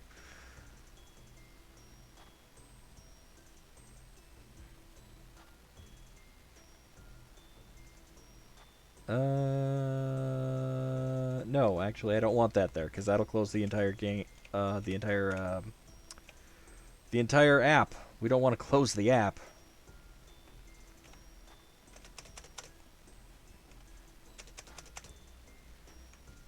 Okay.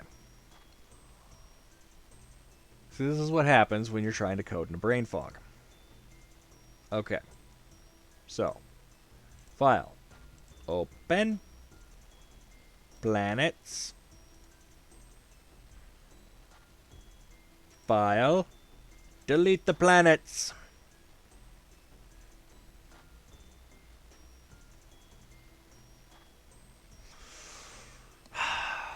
Don't you hate when you go to destroy some planets and you get an error instead? Okay, what did happen here?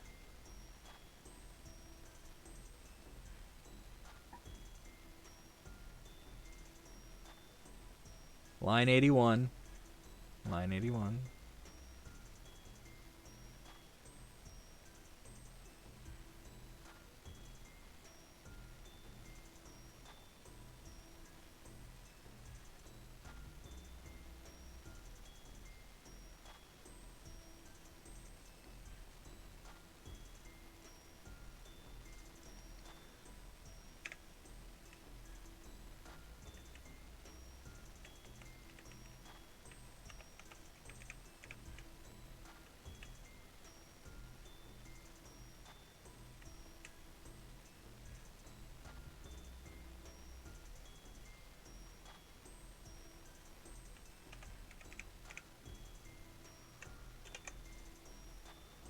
Let's try it again.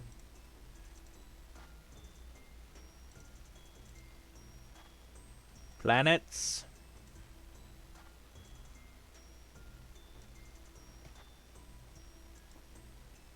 Delete the planets.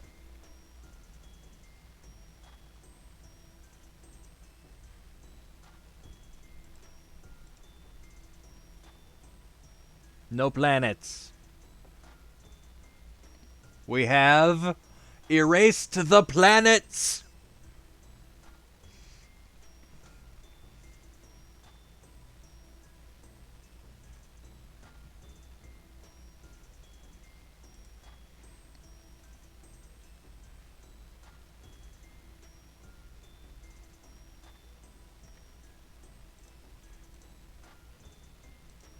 Kittens. Don't worry, guys. I'm not going to erase the kittens. The kittens are safe. For now. Yeah, and we didn't get a new line. Oh, no, wait. We did get a new line. It just didn't add a record. Or give it a record number. Which is weird. So weird.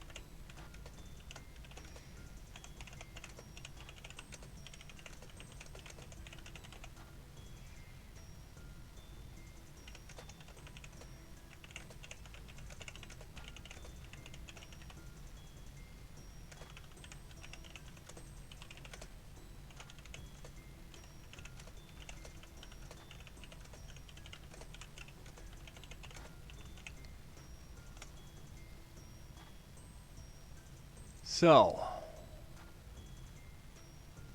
the vast majority of our program works. Some of it doesn't exactly work the way we want it to. Some of it has some weird behavior. But we have gotten to a point where, despite my brain fog and my inability to type,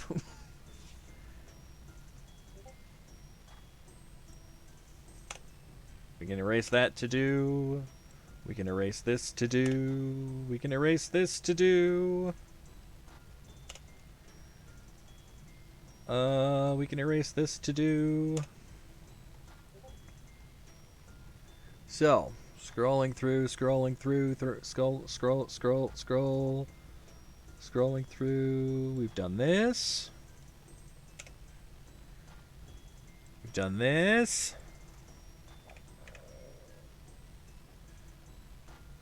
We still have to do this part.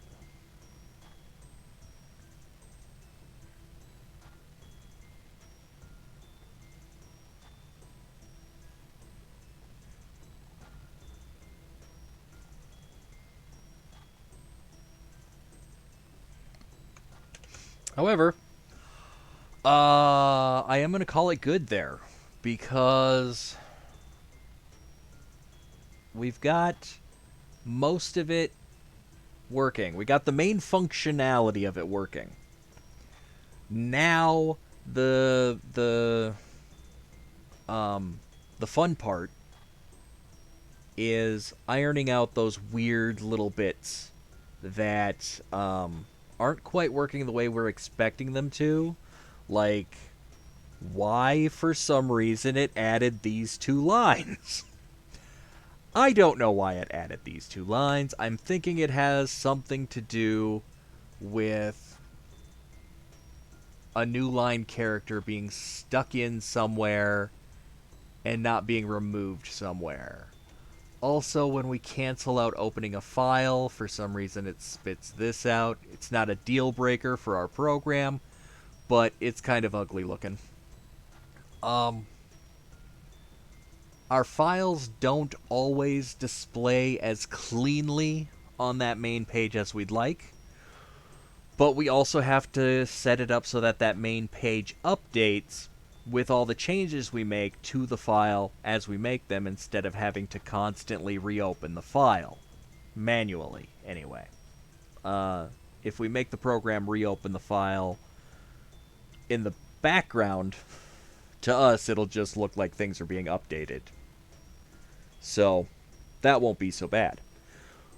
But getting them to display properly is something we're going to need to work on. But I was never really happy with the solution I had for displaying stuff. So that's a thing I have to fix anyway.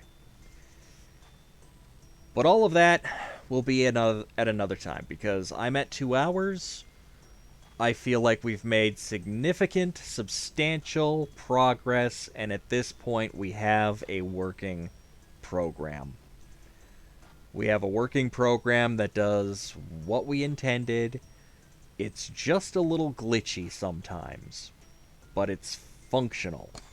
Alright, and this tutorial was to build a program for ourselves, not for an enterprise market or anything.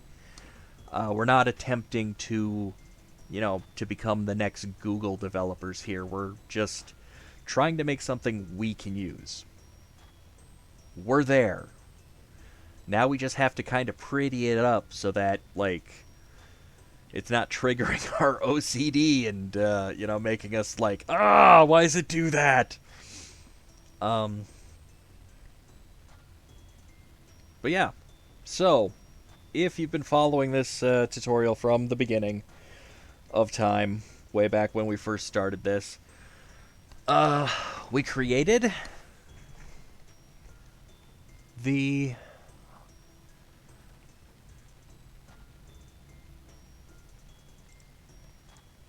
command line program that works as a CRUD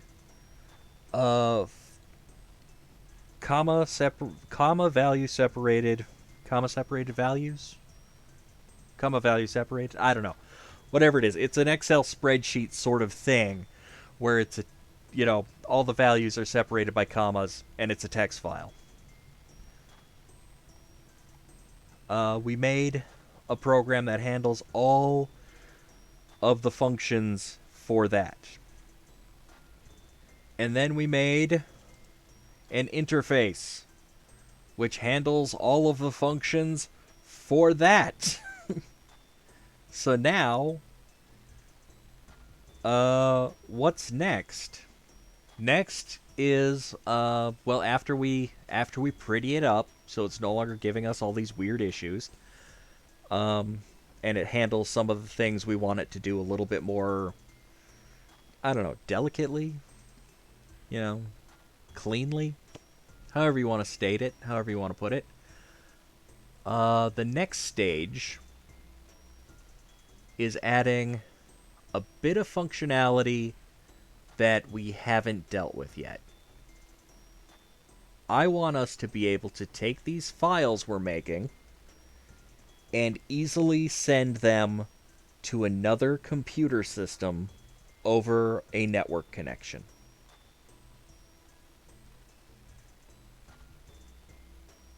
Because so far our focus has been on being able to work with data. Work with our own data in a way we want to be able to work with our own data. What if what we want to do is send this information over the internet? So, say we have that kittens file.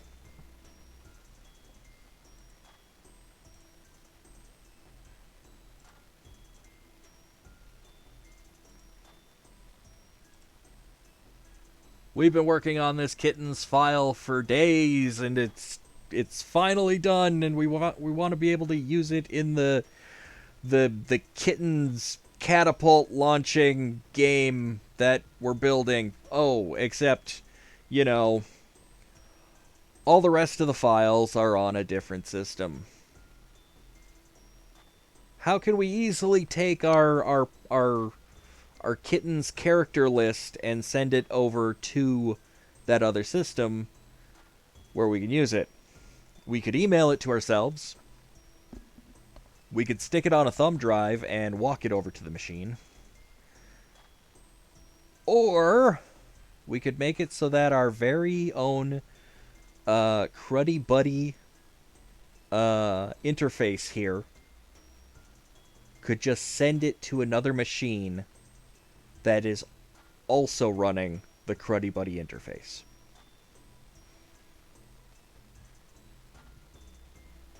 Which would then make it so that we can pass the information back and forth as we need to between our own machines.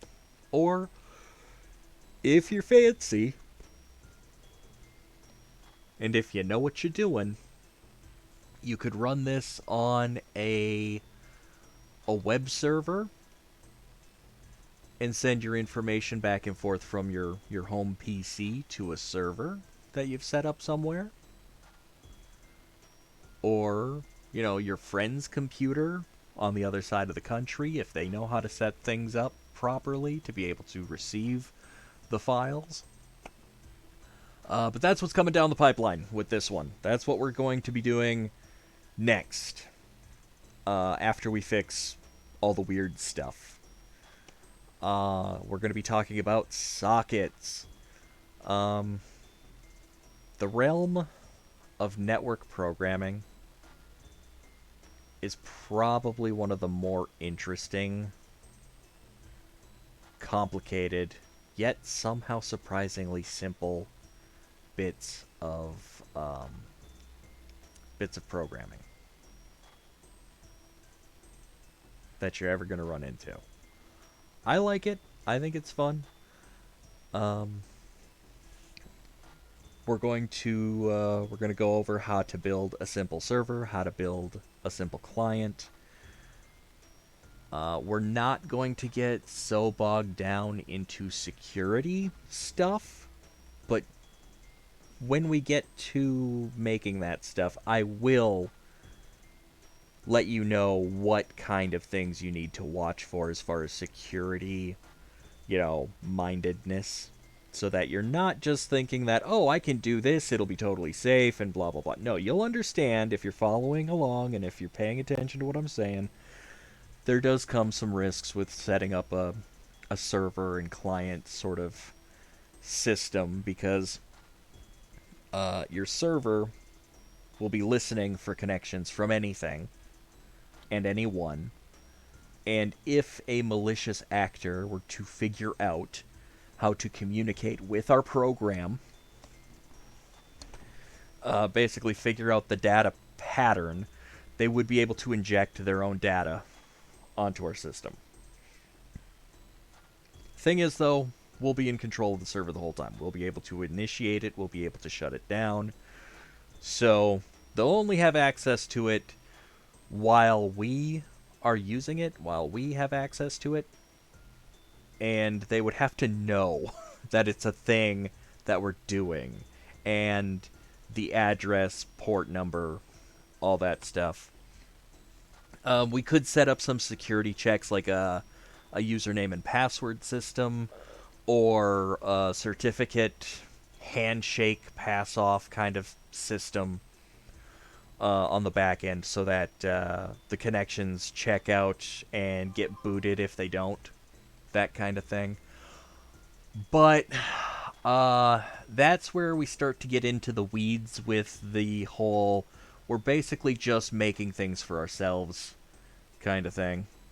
You can learn how to do all of that by looking it up on the internet, doing the homework of actually solving those little problems yourself if you want to. For now, though, we're probably going to skip worrying too much about the security for our own purposes, because my risk analysis of it is we're not putting ourselves at a huge, great risk, because who's going to know when you have this program running so that they can make the connection? And even if they do, what can they do with it? Well, they can send you a text file, a comma-separated values text file. I mean, I suppose there's something more malicious they could do with that, but at the same time, probably not a lot.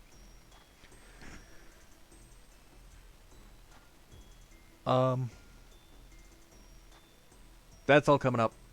As far as what we got going on this week, tomorrow we are back to playing Metroid Other M. Yay! He said as unenthusiastically as possible because, oh my god, I can't wait to be done with that game. And we'll be getting on to better Metroid titles once we are done with that game. Friday is going to be a good one. Friday is going to be, because, yeah, today is Wednesday, right? Yeah, it's Wednesday. So, yeah, tomorrow would be Thursday. That's Metroid. Friday, we're back to playing The Legend of Zelda Breath of the Wild, finishing up the Korok Seed Hunt, getting the last of our Taluses finally defeated. I do have them marked. I do know for sure where the last 3 are. I hunted them down, and I checked to see if they have defeated next to their little health bar. And then I quickly ran away after marking them on the map. So I know where the last ones are. We'll do those next time. We'll do the Korok Seeds next time, and by the time we're done Friday, we'll have maybe 30 to 40 Korok Seeds left to find, if we haven't found all of them. And then we'll do those last few the following week. And then probably just spend the rest of the session exploring glitches and screwing around with the physics in the game. And then the following Zelda session, we're going to do a little bit of Master Mode, just to get a taste for it. I'm not doing a whole nother run-through on Breath of the Wild Master Mode this soon after doing a very long 100% Breath of the Wild run-through. No, we have to move on to some other games, much as we love that game. I love that game, I love Zelda, but we have other games we need to play, and we need to make some room to play them. So, I am excited that we are getting close to being done with Breath of the Wild.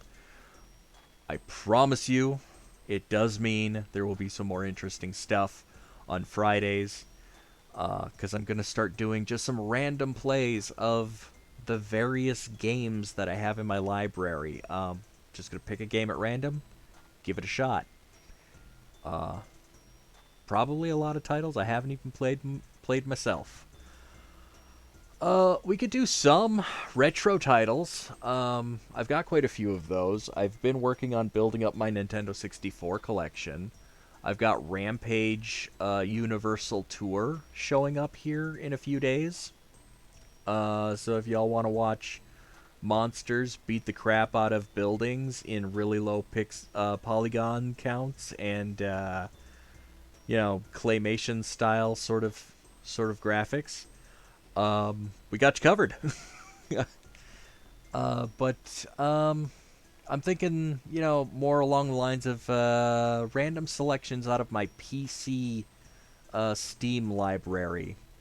Things like Untitled Goose Game for a few hours, or, whatever other random thing I can find to give a try.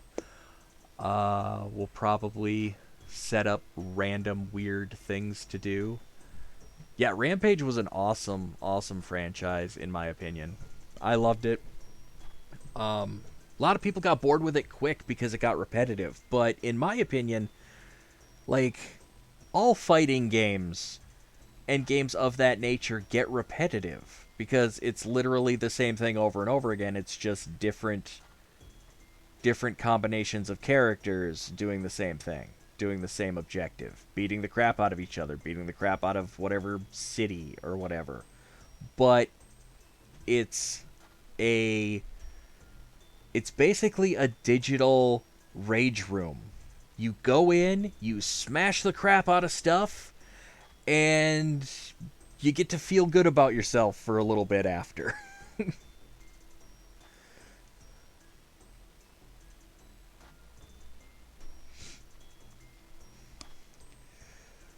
uh Rampage, like the original Rampage, was 86.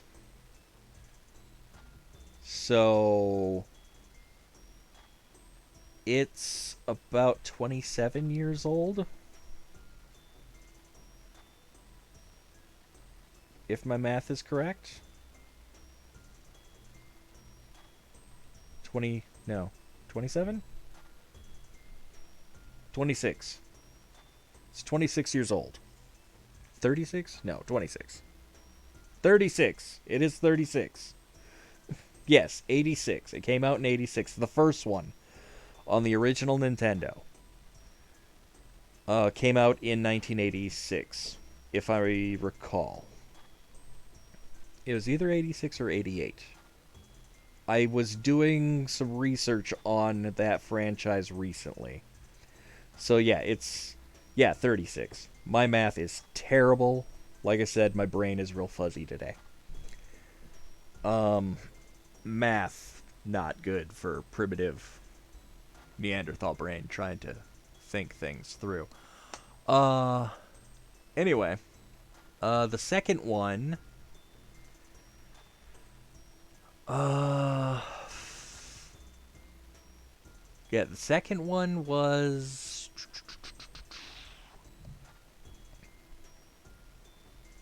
like, I know Rampage 2 wasn't exactly the second Rampage game, because they came out with a couple of arcade titles in the meantime, but Rampage 2 came out on the 64, and that's World Tour. They introduced a few new characters there. And then Rampage Universal Tour was the successor to that one, where they brought back, good friends George, Lizzie, and Ralph.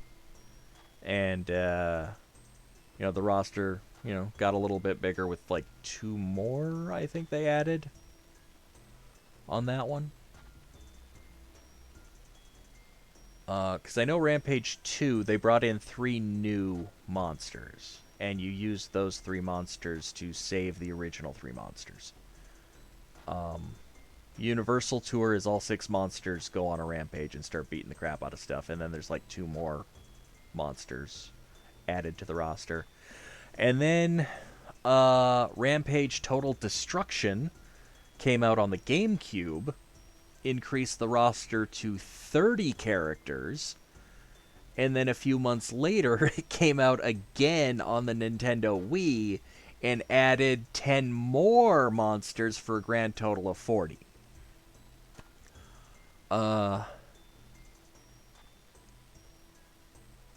Yeah, the one for the Nintendo Wii, I think I might actually have around here somewhere.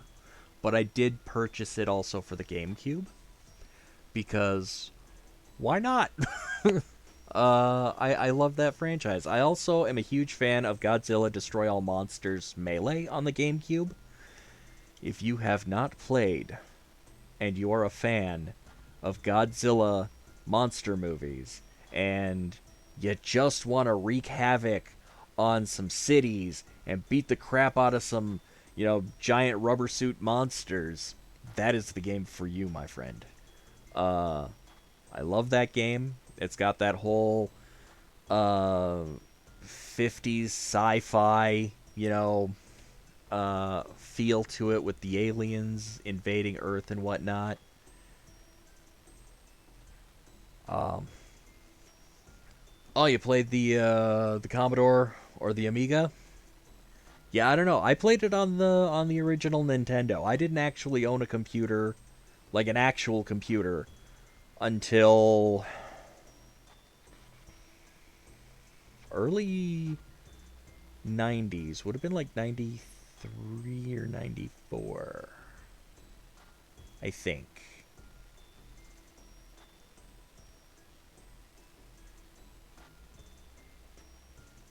My parents got one a few years before I started tinkering, but because, I'm a dumb kid, this is an expensive machine, I'm not allowed to touch it, that kind of thing. Uh, but then I was able to inherit the computer that they had, and they bought a new one. And I think that was 94 that I got my first computer. And that was an IBM. Like, I just had DOS, Microsoft Windows. I think I had Windows 3.1. Like, it was old Windows. It was old Windows. Got on the internet, though, finally, with Windows 95. So that was fun. Um, anyway, so, yeah, that's the sort of stuff we've got coming in the future. The sort of things we can look forward to. Um, we just gotta make way. And we may even take a break from the Python here for a bit before we jump into sockets, and we may explore some JavaScript for a change of pace. Just, just to break up the monotony a little bit. I know I haven't been super consistent about getting the coding sessions with Python going, but hopefully we can turn that around. But I think after our next session where we try to solve some of these problems, I think we're going to try tackling a little bit of web development. Just as a change of pace, just to be, just to, you know, make things a little more interesting around here. Because I'm a huge fan of developing in JavaScript. I'm also a huge fan of developing in Python, obviously. But when it comes to making games, I feel like I'm more comfortable doing that in JavaScript. But that's because I have HTML and CSS to play with as far as like developing a user interface. And I have been familiar with HTML and CSS for ages and ages and ages. Whereas TK interface, the Python GUI, and all of the other various Python GUI interfaces that are available, I don't have as much history with those because I didn't get started with Python as soon as I had gotten started with web development. I have been doing web development way longer than the other stuff. I've been at all of this for well over decades now, but definitely spent more time in web development. So we'll get to some JavaScript, probably. Get that thrown into the mix, and then we might just do like um, we might just switch on and off. Do some JavaScript, do some Python, just do some JavaScript, do some Python. Possibly even do a couple of projects that integrate the two. And you can see how they can possibly work together, because that is also a thing and totally possible. But yeah, HTML and CSS is fun. Not super dynamic though. Like usually you'll make those to make your static, document. What's going to be, plastered on the screen when people go to visit your website. But if you want it to sing and dance, you add some JavaScript. And that's where things get fun, in my opinion, because you can do some really cool stuff with JavaScript.